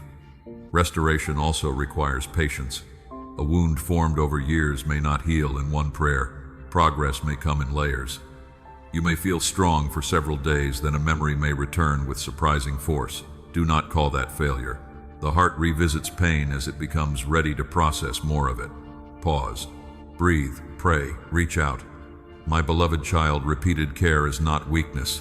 It is how stability grows. You may also need to grieve the dream attached to what was lost. Sometimes you are not only mourning a person or opportunity, you are mourning the future you imagined around it. Name that future. What did you hope it would provide? Belonging, security, recognition, family, purpose, peace. Then ask which of those needs can still be pursued in healthier ways. The original path may be closed, but the deeper need may still be worthy of care. My beloved child, do not confuse one form with the whole promise of life. A lost relationship does not mean love is gone forever. A failed plan does not mean purpose has ended. A changed body does not erase dignity. A delayed answer does not make your prayers meaningless. Restoration is not revenge. You do not need those who hurt you to witness your success. You do not need public vindication before you can move forward. Building your life around proving them wrong keeps them at the center. Let healing return the center to truth. Choose what makes you steadier, kinder, wiser, and more responsible. Let your growth become quiet enough that it no longer needs an audience. My beloved child, receive what can be restored today. A little trust, a little strength, a clearer boundary, a more honest prayer, a willingness to accept help, a renewed desire to care for your life. These are not small things. They are signs that pain is no longer the only force shaping your future. The seal of restoration opens through participation. You pray, but you also attend the appointment. You forgive, but you also protect what must be protected. You hope, but you also prepare. You receive grace, but you also make repair where you caused harm. Restoration and responsibility belong together. Now look carefully at the areas of your life that need attention. Not everything will be repaired in the same way, and not everything will happen at once. In the next part, I will help you reveal the heavenly restoration list, not as a scroll of guaranteed miracles and dates, but as an honest inventory of what needs healing, rebuilding, releasing, and renewed care. My beloved child, the seal of restoration has opened your eyes to a deeper truth. Healing needs more than hope. It needs honesty. It needs an inventory of what was wounded, what remains possible, what requires repair, and what must finally be released. This is the restoration list I want you to consider. Not a magical scroll with guaranteed dates, not a promise that every loss will return in the same form. It is a prayerful map of the places in your life that deserve truth, care, wisdom, and renewed attention. My beloved child, begin with your heart. What grief still lives there? What resentment continues to take energy? What fear enters every new relationship before trust has a chance to grow? What shame still speaks with the voice of someone who once rejected you? Write these things honestly. You do not need to hide from me. David once spoke as though his tears had been noticed and remembered. The image is tender because it reminds you that sorrow is not wasted simply because no one else saw it. My beloved child, your tears were not meaningless, but remembrance must lead toward care. If grief remains heavy, seek someone safe. A counselor, pastor, doctor, support group, or trusted friend may help you carry what private strength cannot heal alone.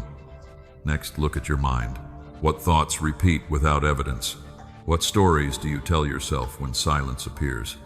Do you assume rejection before asking a question? Do you expect disaster whenever life becomes uncertain? My beloved child, restoration of the mind does not mean never feeling anxious again. It means learning to test fear against truth. Write what you know, write what you assume, write what you can verify. Let scripture-wise counsel, facts, and time help you separate reality from prediction. Now look at your body. Have you ignored pain because other responsibilities seemed more important? Have you treated exhaustion as proof of faithfulness? Have you delayed medical care because fear felt easier than knowing? My beloved child, your body is not an inconvenience. Restoration may include sleep treatment, nutrition, movement, medication therapy, or a slower pace. Prayer can walk beside medical wisdom. Seeking help is not a betrayal of faith. Look at your relationships. Which connections contain truth, respect, safety, and mutual responsibility? Which ones survive only because you remain silent? Which relationships need an apology? Which need clearer boundaries? Which may need distance? My beloved child, not every relationship belongs on a list marked restore. Some belong under repair, some belong under release, some belong under pray and observe. Reconciliation requires more than longing. It requires accountability, changed behavior, honesty, and safety. Now look at your faith. Have disappointment made prayer feel dangerous? Have false promises made you suspicious of every spiritual message? Have you confused my voice with pressure, urgency, or manipulation? My beloved child, faith may need restoration too. Return to Christ slowly. Read scripture without demanding a dramatic feeling. Pray without pretending certainty. Sit quietly, ask honest questions. Let trust rebuild through truth rather than emotional pressure.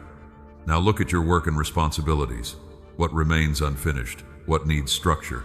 What skill needs development? What opportunity requires preparation instead of fantasy? Think of Nehemiah examining the broken walls before rebuilding began. He did not announce restoration while refusing to look at the damage. He walked carefully, inspected what had fallen, and made a plan. My beloved child, honest inspection is not lack of faith. It is how wise rebuilding begins. Update the document, learn the skill, ask for feedback, finish the task, make the call. Do not wait for perfect confidence before practicing responsibility. Now look at your finances. Is there debt that needs a plan? Is spending being used to quiet pain? Are you avoiding numbers because shame makes them difficult to face? My beloved child, financial restoration may begin with clarity rather than sudden abundance. Gather the information. Create a realistic budget. Seek qualified guidance. Protect essential needs. Give freely, but never under spiritual pressure. Do not believe that money offered to a ministry forces heaven to release a blessing. Generosity should come from freedom, not fear. Now look at your reputation. Perhaps someone spoke unfairly about you. Perhaps you made a mistake that changed how people see you. Perhaps you are exhausted from trying to correct every misunderstanding. My beloved child, restoration of reputation is not always within your control. Tell the truth where truth is necessary. Correct what can be corrected. Take responsibility where you caused harm. Then release the need to control every opinion. Character rebuilt quietly may speak more clearly than endless defense. Now look at your dreams. Which dreams still carry life? Which belong to an earlier season? Which were built from comparison? Which require more preparation? Which must be grieved because the path has changed? My beloved child, releasing one dream does not mean you have abandoned purpose. A form can end while the deeper value remains. You may not build the life exactly as you imagined, but love, service, creativity, stability, and meaningful work may still be possible through another path. Look at your home. Does your space support rest, order, safety, and attention? What can be repaired, cleaned, removed, or simplified? You do not need a perfect home. You need a place that helps your body understand that care is present. Restore one corner, clear one surface, prepare one meal, create one quiet place for prayer. Small order can become a sign of renewed stewardship. Now look at community. Who knows the truth about your life? Who can challenge you without humiliating you? Who respects your boundaries? Who can pray, listen, and offer practical wisdom? My beloved child, isolation can make every wound louder. Restoration often requires trustworthy people, but choose carefully. Healthy community does not demand secrecy, unquestioned obedience, money, or dependence. It makes room for truth, freedom, accountability, and growth. Now place the list before me. Heart, mind, body, faith, relationships, work, finances, reputation, dreams, home, community. Do not try to repair every area at once. Mark what is urgent. Mark what needs support. Mark what can begin with one small action. Mark what must be grieved. Mark what is outside your control. My beloved child, this list is not a contract guaranteeing that every outcome will match your desire. It is a way of becoming honest about where restoration is needed and where responsibility can begin. Choose one area. Choose one faithful step. Tell a trusted person what you chose. Put the appointment, conversation, or task on your calendar. Let restoration move from private intention into visible responsibility, because hope becomes steadier when it is supported by structure and community. Then let patience protect the process. Restoration that lasts is often slower than excitement, but it is stronger because it is built through truth. As this inventory becomes clearer, you may discover that healing gives you more than the exact thing you lost. It may give you wisdom, boundaries, compassion, stability, courage, and a deeper understanding of love. In the next part, I will show you how to receive more than what was lost without turning restoration into fantasy or revenge. My beloved child, the restoration list has helped you see what needs healing, rebuilding, releasing, and renewed care. Now another truth is ready to meet you. Restoration can give you more than what you lost, not because every loss is secretly replaced with something larger, but because healing can form new strength. You may want the relationship, opportunity, home, or season you lost. That longing is real. Do not shame yourself for wishing it unfolded differently. My beloved child, receiving more does not require you to pretend that less was never painful. It means allowing grief and growth to stand in the same room. Think of Naomi. She returned home believing loss had emptied her story. She did not arrive celebrating. She arrived tired, grieving, and uncertain. Yet Ruth remained beside her. Ordinary provision appeared. Community slowly reformed around her. A future emerged that Naomi could not have planned while standing inside her sorrow. What came next did not erase what she lost. It gave her relationship, belonging, hope, and a reason to participate in life again. My beloved child, sometimes more means a deeper kind of life, not a larger collection of possessions. You may not receive the exact trust you once gave someone. You may receive discernment that helps you recognize trustworthy people more clearly. You may not return to the same career. You may gain skills, humility, and direction that make your next work more honest. You may not recover the old version of your body. You may develop compassion, patience, and a wiser relationship with your limits. Some grief remains grief, and some questions remain unanswered. But pain does not have to be the only thing that remains. Wisdom can remain, boundaries can remain, courage can remain, a clearer identity can remain. You may have entered the painful season believing that love meant endless access. Now you understand that love can be tender and still say no. You may have believed that faith meant never feeling afraid. Now you know courage can act while fear is still present. You may have believed that being needed was the same as being valued. Now you are learning to receive care without proving usefulness. These are forms of restoration that cannot be measured by money. Think of Peter. After failure, he was not simply returned to the confidence he had before. He became more aware of his weakness.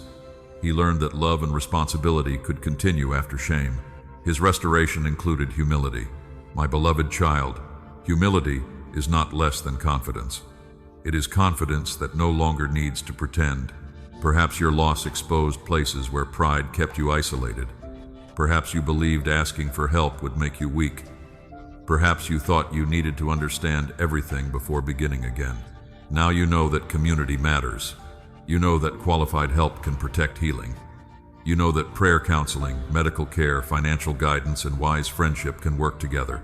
Receiving support may be part of the more that comes after loss.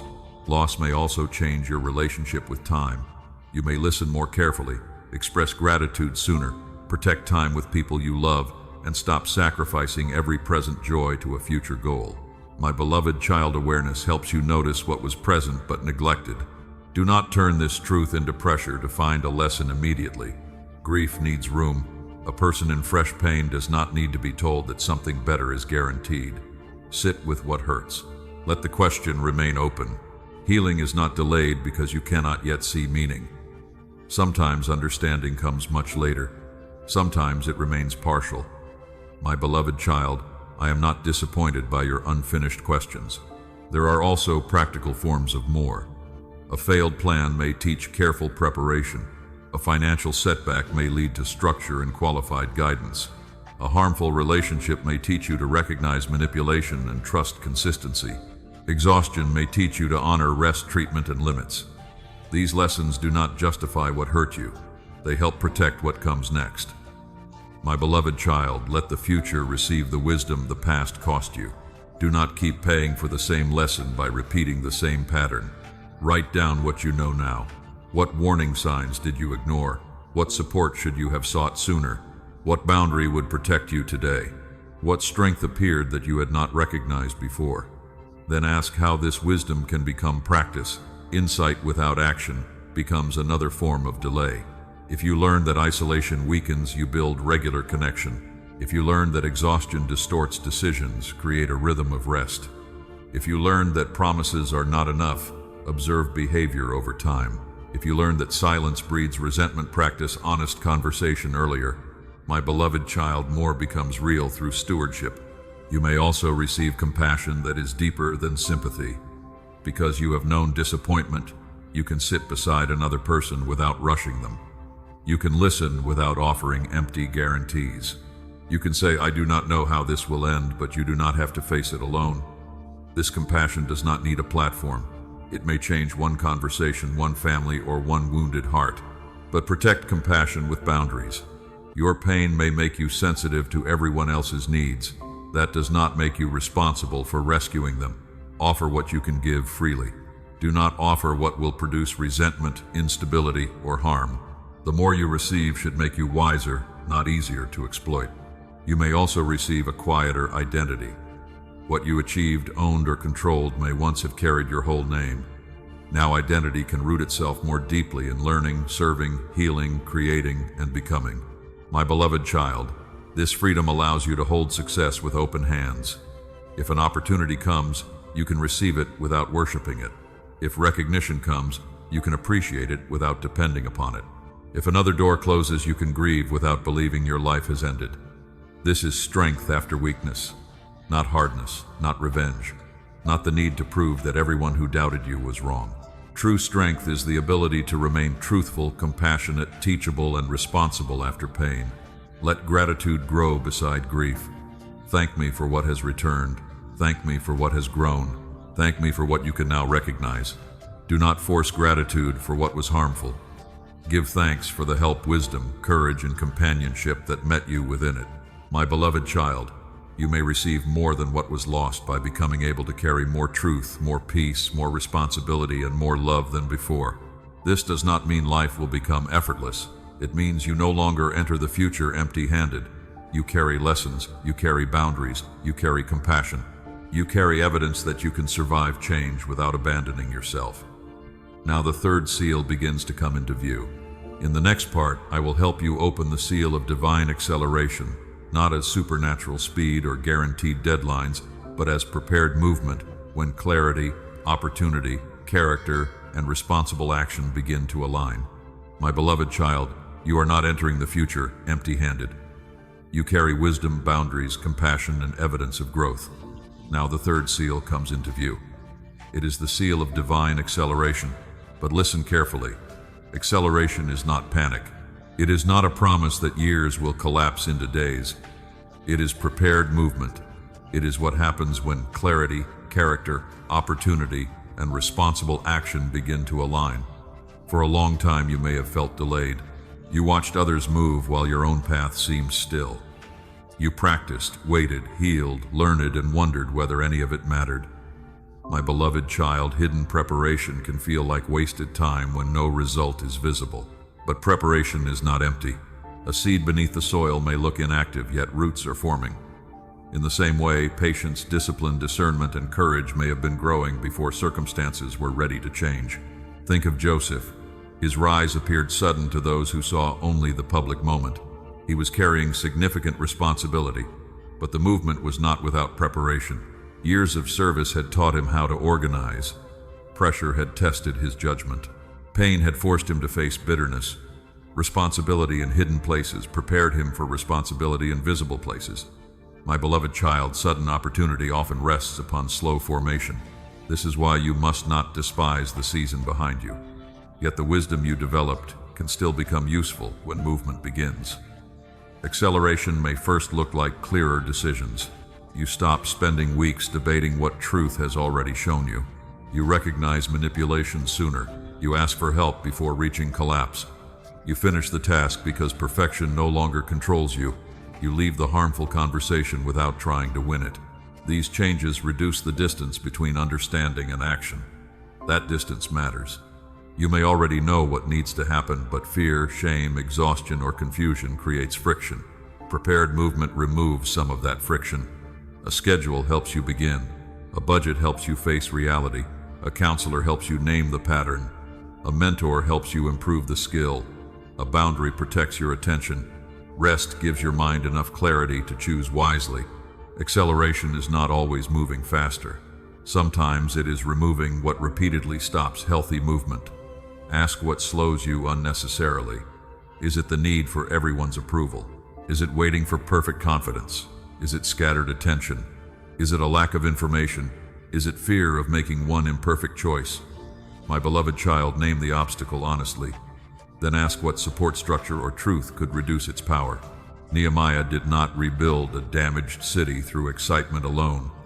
He inspected what was broken, organized people, assigned responsibilities, responded to opposition, and continued the work with focus. Movement became possible because vision received structure. Your desire also needs structure. If you want to change careers, identify the skill training application or conversation required. If you want healthier relationships, practice communication boundaries and observation over time.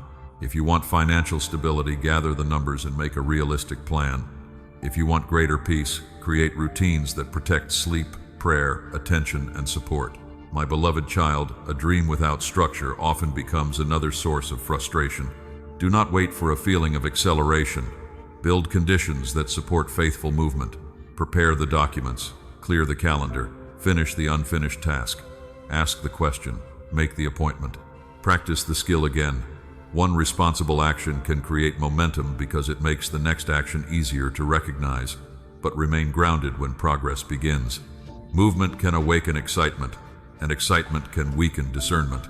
You may be tempted to accept every invitation, tell everyone your plans, spend beyond wisdom, or believe that one open door guarantees the whole future. Slow your breathing. Let opportunity be examined. Ask whether it respects truth, dignity, responsibility, and your actual capacity. My beloved child, healthy acceleration does not require you to outrun wisdom. Philip responded quickly when he was directed toward a traveler on the road, yet his movement remained connected to listening. He approached, asked a question, and responded to the need before him. This is the rhythm I want for you. Listen, move, observe, adjust. You do not need to force momentum after each step. Let the next step become clear through what the present one reveals. There may be seasons when several things begin moving at once. An opportunity appears. A relationship improves. Energy returns. Ideas become clearer. Receive this with gratitude, but protect your limits. Do not say yes to everything simply because you are afraid movement will stop. Some opportunities can wait. Some do not belong to you. Some will cost more than they give. My beloved child, acceleration without boundaries becomes another form of chaos. Choose what supports the deeper direction. You may also need to grieve what feels like lost time. Perhaps fear delayed you. Perhaps someone controlled years of your life. Perhaps illness, poverty, trauma, or responsibility narrowed your options. I will not tell you those years did not matter. Grieve them honestly.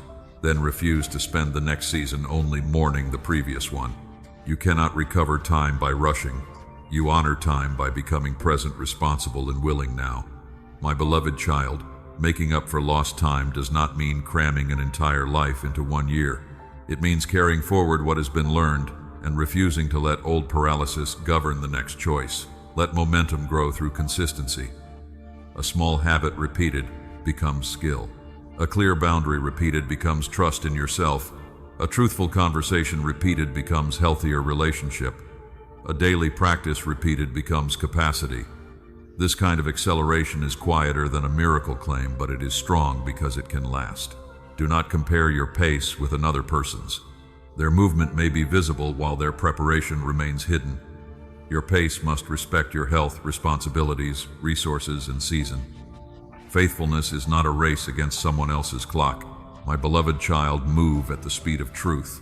If truth says act, act. If truth says wait, wait. If truth says prepare, prepare. If truth says stop, stop. Acceleration is not always forward motion. Sometimes it is a faster return to wisdom after recognizing a wrong direction. You may make a mistake as movement increases. Do not hide it. Correct quickly. Apologize. Adjust the plan. Seek better information. A teachable heart keeps momentum from becoming pride. Now open the third seal through one practical response. Choose the area where clarity is strongest. Name the next action. Decide when it will happen. Identify the support you need. Then begin without demanding certainty about the entire outcome. My beloved child, this is prepared movement. It is not frantic. It is not magical. It is courage supported by wisdom, structure, healing, and responsibility. As this movement becomes steadier, you will begin to notice the personal patterns that either strengthen or weaken your progress.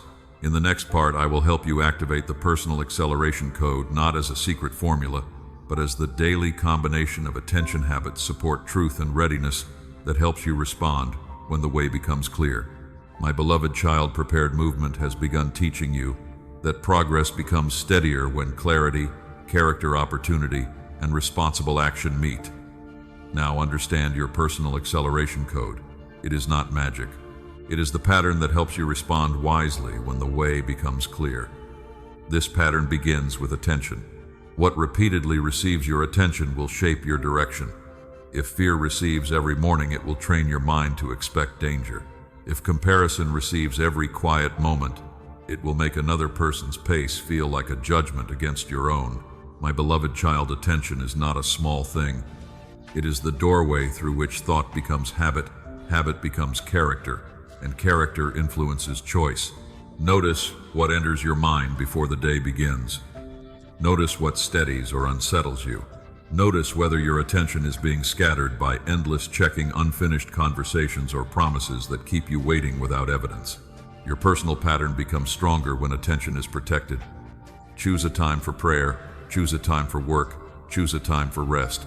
Choose when you will check messages instead of allowing every second to command you. My beloved child, discipline does not make life cold. It creates space for what matters. Think of Daniel, who maintained a steady rhythm of prayer even when circumstances around him changed. His strength was not built in one dramatic moment. It was formed through repeated return. Your code also includes repetition. Repeated wise choices create capacity. One boundary may feel difficult. Repeating it teaches your nervous system that truth can be survived.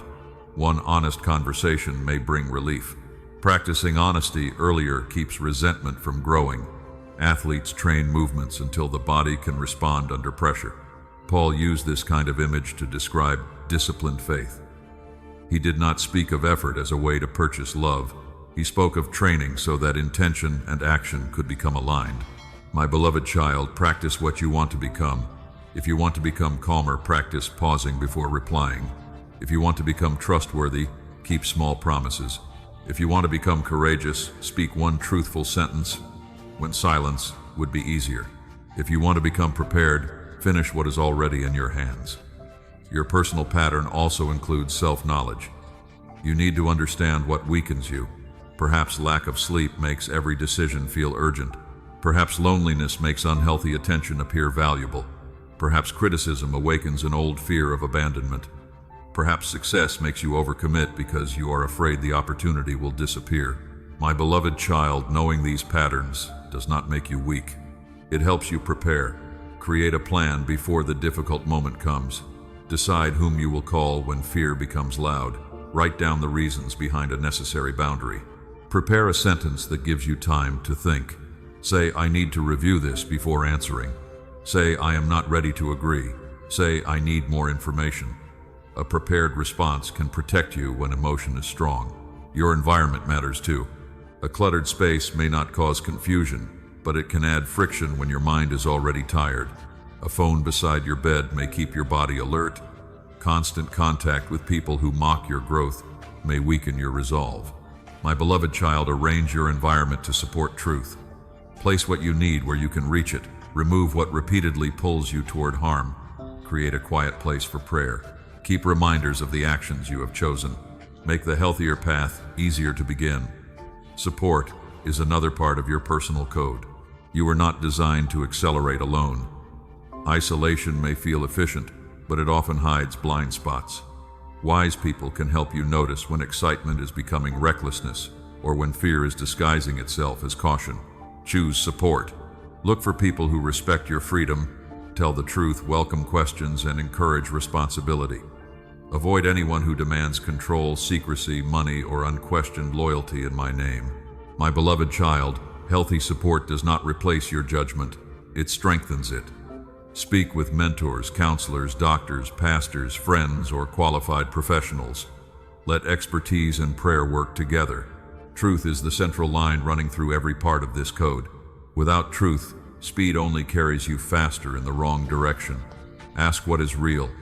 Ask what is assumed. Ask what evidence is present. Ask what responsibility belongs to you. Ask what outcome remains outside your control. My beloved child, truth may slow you for a moment, but it protects the journey. There will be times when urgency is healthy. A medical concern may need prompt attention. A harmful situation may require immediate safety. A clear opportunity may have a real deadline. Healthy urgency is specific. Manipulation is vague, frightening, and designed to prevent questions. Learn the difference. When action is truly needed, act. When pressure is manufactured, step back. Your code also includes emotional regulation. Strong emotion is not your enemy. It brings information. Anger may reveal a violated boundary. Sadness may reveal a meaningful loss. Fear may reveal danger or an old wound remembering danger. Listen, but do not surrender control. Breathe. Name the feeling. Ask what happened before it appeared. Choose the next response after your body has enough calm to think. My beloved child, a regulated heart can move more quickly because it wastes less time repairing impulsive decisions. Course correction is also part of acceleration. You may believe that changing direction slows progress. Sometimes it saves years. If new information shows that the path is unhealthy, adjust. If your plan exceeds your capacity, simplify. If you harm someone, apologize and repair. If the opportunity no longer agrees with your values, release it. A teachable person is not trapped by pride. My beloved child, quick correction is often wiser than stubborn momentum. Now build your personal activation plan. Choose one area where you want healthier movement. Name the habit that would support it. Name the distraction that repeatedly weakens it. Name one person who can offer support. Name the next action and when you will take it. Keep the plan simple enough to follow. Do not create a complicated system to avoid beginning. Perhaps your plan is to walk each morning, review finances each week, contact a counselor, practice a skill, or stop checking an unhealthy person's page. Begin with what can be repeated. Your personal acceleration code is not magic. It is attention protected by truth. It is discipline softened by grace. It is support joined with responsibility. It is emotional awareness followed by wise action. It is the courage to begin, the humility to adjust, and the patience to continue. My beloved child, this pattern will not guarantee that every door opens quickly. It will help you become ready when a trustworthy door does open. As these patterns align, you may notice that healthy people, useful opportunities, and needed resources become easier to recognize. In the next part, I will help you release the hidden divine magnet, not as a supernatural force that makes everything chase you, but as the quiet attraction created by character, clarity, service, healthy relationships, and a life aligned with truth. My beloved child, your habits, attention, support, and readiness are beginning to align. You are learning how truth shortens the distance between understanding and action. Now I want to speak about what the Source called a hidden divine magnet. Do not imagine a mysterious force that makes money, people, and opportunities chase you. The real attraction begins with alignment. When your words, character, boundaries, work, and values begin telling the same story, trustworthy people can recognize what you carry more clearly. Useful opportunities become easier to notice. Needed resources become easier to pursue wisely. My beloved child, clarity changes what you see. Confusion can make you overlook help because it does not arrive in the form you expected. Desperation can make unhealthy attention look like favor. Fear can make you chase doors that require you to abandon dignity. Alignment helps you recognize the difference. Think of Daniel. People around him may not have shared his faith, but they could observe his reliability, discipline, and integrity. His reputation was not built through a dramatic declaration.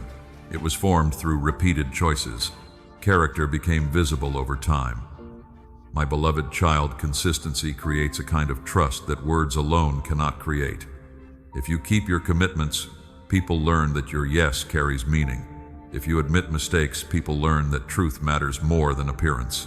If you treat others with dignity, they learn that your kindness is not only for people who can benefit you. This kind of reputation may open conversations and opportunities, but it does not guarantee them. You are responsible for becoming trustworthy. Jesus described light as something that should not be hidden. Light does not shout at darkness. It becomes visible by shining. My beloved child, let your life speak through what it repeatedly produces. Let your work show care. Let your boundaries show wisdom. Let your service show love. Let your rest show that your worth is not purchased by exhaustion. This is not performance. It is integrity becoming visible. The hidden magnet also includes service. People often remember those who make life clearer, safer, kinder, or more useful. A person who listens carefully, solves a real problem, shares knowledge, or keeps a promise becomes easier to trust. Ask what value you can offer without trying to impress. Can you explain something confusing? Can you encourage someone who feels overlooked? Can you complete work others avoid? Can you connect people who may help one another? My beloved child, service creates meaningful connection when it comes from freedom rather than the need to be needed. Protect yourself from becoming everyone's solution. Some people are attracted not to your character but to your willingness to overgive. They may praise your kindness while ignoring your limits. They may call you gifted because they want unlimited access to your time. Discernment must remain beside generosity. You can help without rescuing. You can give without neglecting essential needs. You can care without accepting manipulation. Ruth worked faithfully in a field where her effort became visible. Boaz noticed not only her presence, but the reputation formed through loyalty, humility, and responsibility. My beloved child, she did not manufacture attention through pressure. Her character became observable through ordinary action. This does not mean good character always receives fair recognition. Many faithful people remain overlooked. Some environments reward appearances, connections, or dishonesty. Do not turn integrity into a bargain. Live truthfully because truth forms the person you are becoming, not because it guarantees applause. Wise connection is still important. Do not hide and then assume no one values what they cannot see. My beloved child, humility is not invisibility. You can become visible without becoming performative. You can communicate your skills without exaggeration. You can ask for help without demanding rescue. Healthy networking is relationship, not manipulation. The hidden magnet also involves recognizing resources already near you. Perhaps a library course, community program, mentor support group, or professional service can help. Perhaps someone has offered guidance that pride or fear kept you from receiving. My beloved child, needed resources do not always arrive as sudden abundance. Sometimes they arrive as information, sometimes as a referral, sometimes as a shared tool, sometimes as the courage to ask a clear question. Stay attentive, but test what appears. An offer that promises effortless wealth guaranteed, healing, secret access, or spiritual favor in exchange for money is not made trustworthy by religious language. Read the terms, check credentials, ask how resources are used. Speak with qualified people. Do not send private information or money because someone creates fear and urgency. My beloved child, discernment protects both faith and resources. As visibility increases, distraction may also increase. More attention does not always mean more alignment. Praise can tempt you to overcommit. Criticism can tempt you to abandon useful work. New relationships can consume time needed for rest and preparation. Protect your center. Return to prayer. Return to scripture. Return to people who knew you before the opportunity. Return to the values that guided you when no one was watching. You do not need to accept every invitation. Ask whether it supports the direction you have been building. Ask what it will cost your health, family, integrity, and attention. Ask whether you have capacity. My beloved child, a door can be good and still not belong to this season. Community can help you discern. The early believers shared resources and cared for practical needs. Their generosity was not meant to create personal miracles through transactions. It expressed belonging and responsibility. Let your community become a place where people can share truth, support, skill, correction, and care. Healthy community welcomes questions, protects vulnerable people, and does not turn giving or silence into proof of faith. My beloved child, the strongest attraction in your life should be the quiet credibility of love practiced consistently. People may be drawn to peace because so much around them feels chaotic. They may be drawn to honesty because they are tired of performance. They may be drawn to your work because it is prepared. They may be drawn to your presence because you listen without controlling. You are one participant in a larger work of grace, community, skill, timing, and human choice.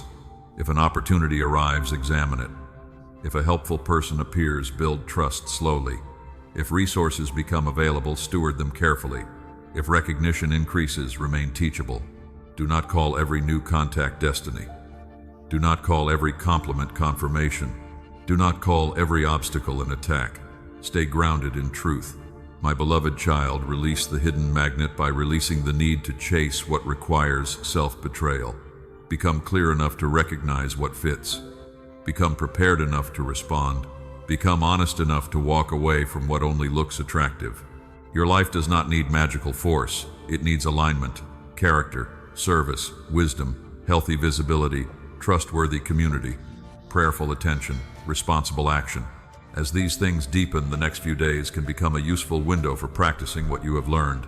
In the next part, I will help you guard the 72-hour window, not as a deadline for a guaranteed sign, but as a focused period of prayer, gratitude, observation, and one responsible step.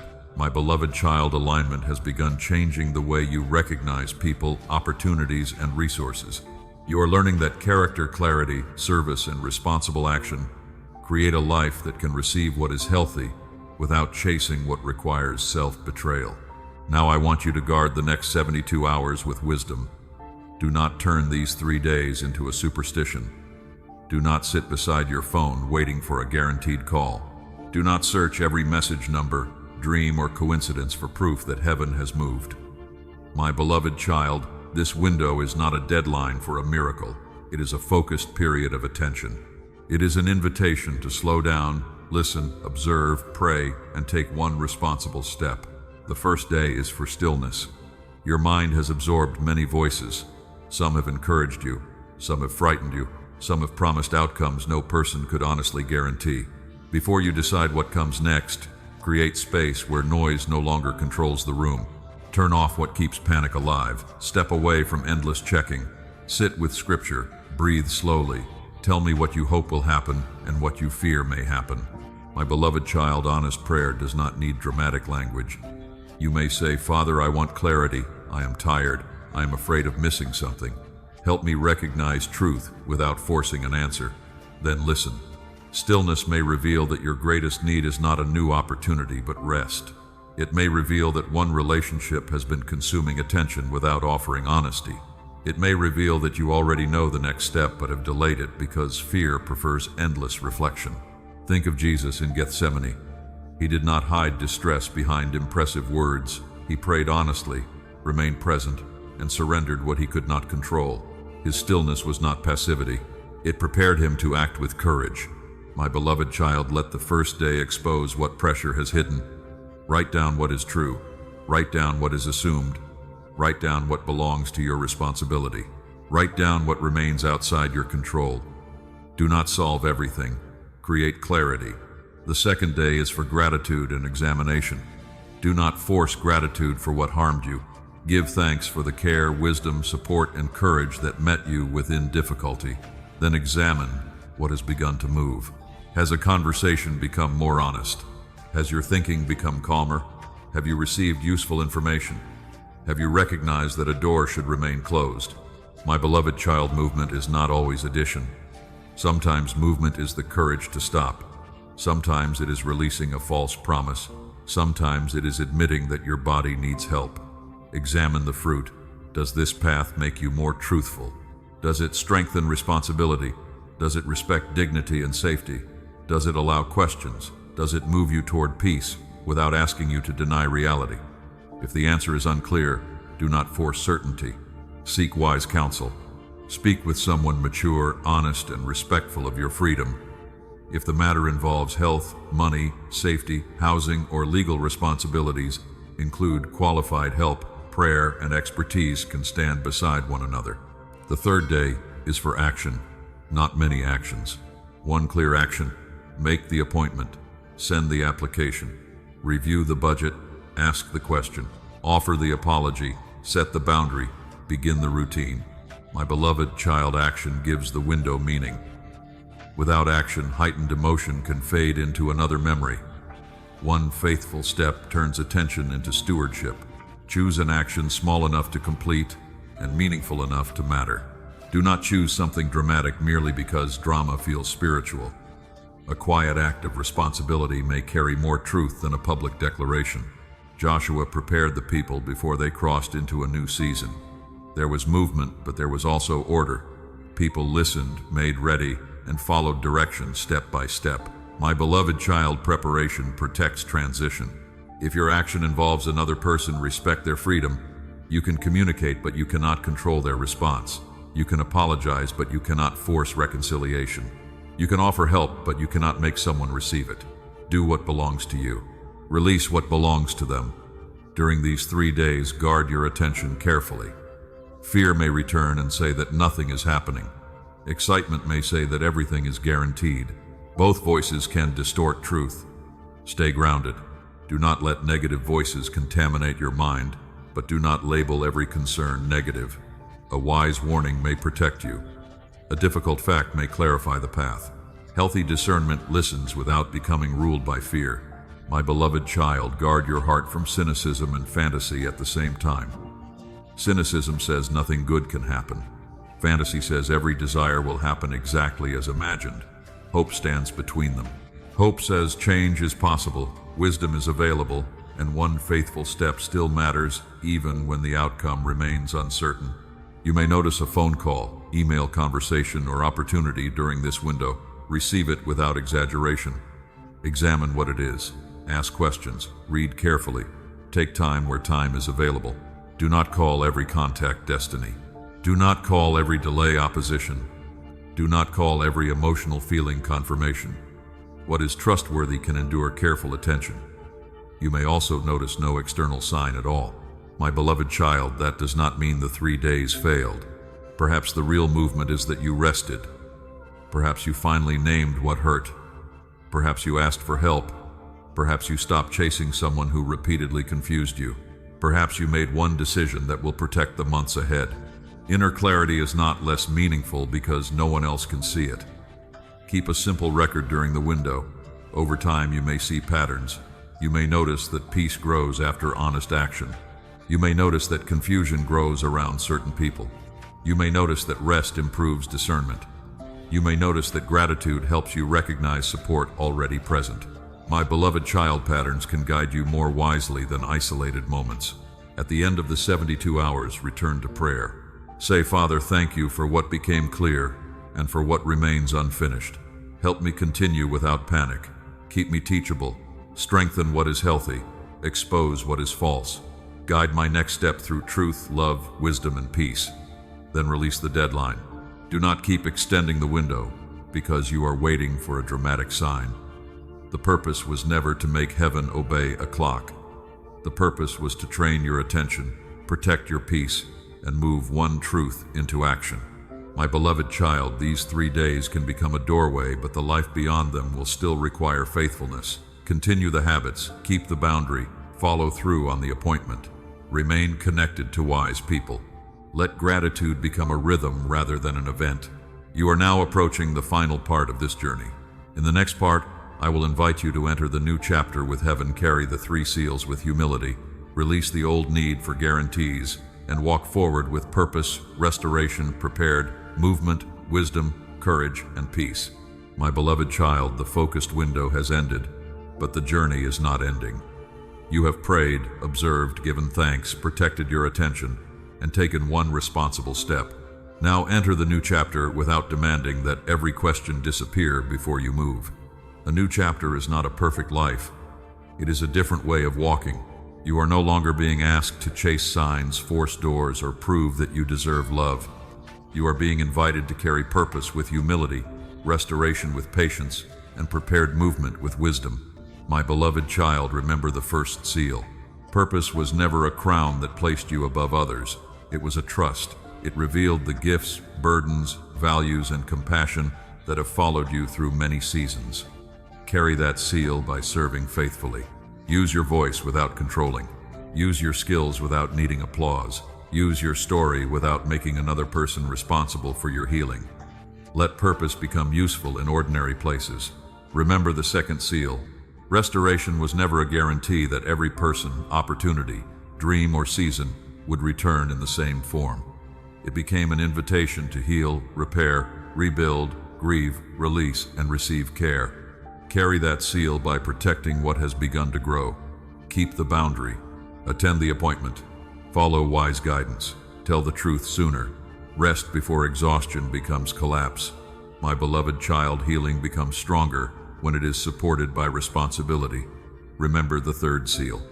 Acceleration was not a secret power that made time obey your wishes. It became prepared movement. It taught you that habits support clarity, character, and courage can reduce the distance between understanding and action. Carry that seal by taking the next faithful step. Do not rush because you fear the opportunity will disappear. Do not delay because you are waiting for perfect confidence. Move at the speed of truth.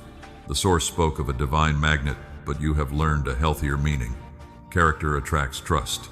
Clarity helps you recognize opportunity. Service creates connection. Consistency builds credibility.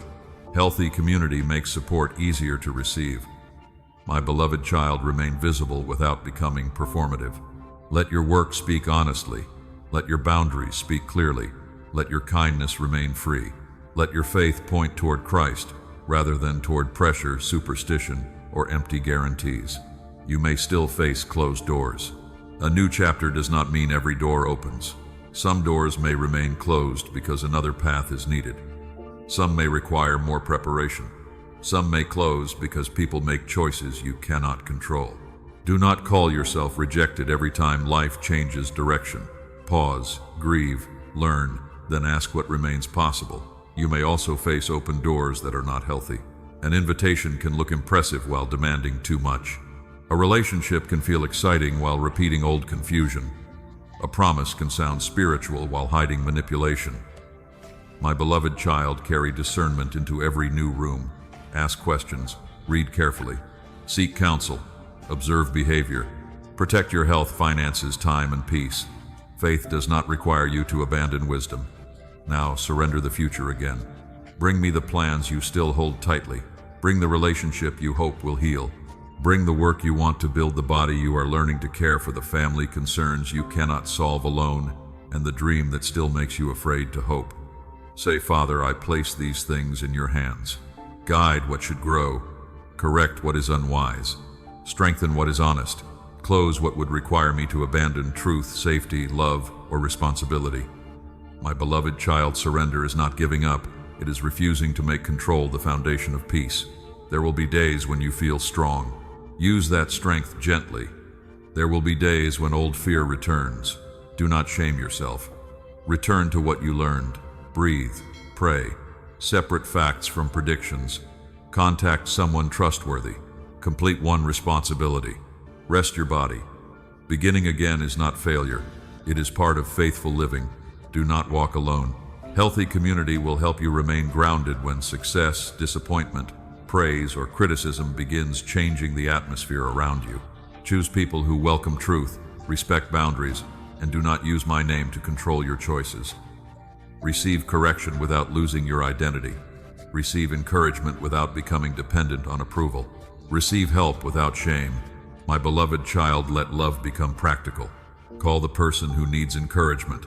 Share a meal. Listen without rushing to solve. Give where you can give responsibly. Apologize when you are wrong. Protect someone vulnerable. Speak truth without humiliation. These actions may not look extraordinary, but they can carry heaven into ordinary life. If you want a declaration for this chapter, say this slowly. I will walk with purpose, receive healing with patience, move with wisdom, and remain grounded in truth. These words do not control the future. They remind your heart of the direction you have chosen.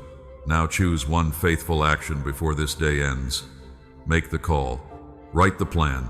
Set the boundary. Schedule the appointment. Begin the task. Ask for help. Do not choose many actions because one feels too small. One completed step is stronger than 10 emotional promises. My beloved child, let this be your prayer. Father, thank you for seeing me through silence, rejection, confusion, grief, waiting, and change. Thank you for the truth that corrected me, the people who supported me, the boundaries that protected me, and the grace that allowed me to begin again. Teach me to use my gifts with humility. Help me receive restoration without demanding fantasy. Give me courage to move when the way is clear, and patience to wait when more wisdom is needed. Protect me from manipulation, pride, fear, and the need for constant recognition. Keep my heart tender, my judgment clear, and my life rooted in Christ. When I fail, lead me toward confession and repair. When I become tired, teach me to rest. When I become uncertain, remind me to pray, gather facts, seek counsel, and take the next honest step. My beloved child, receive this blessing.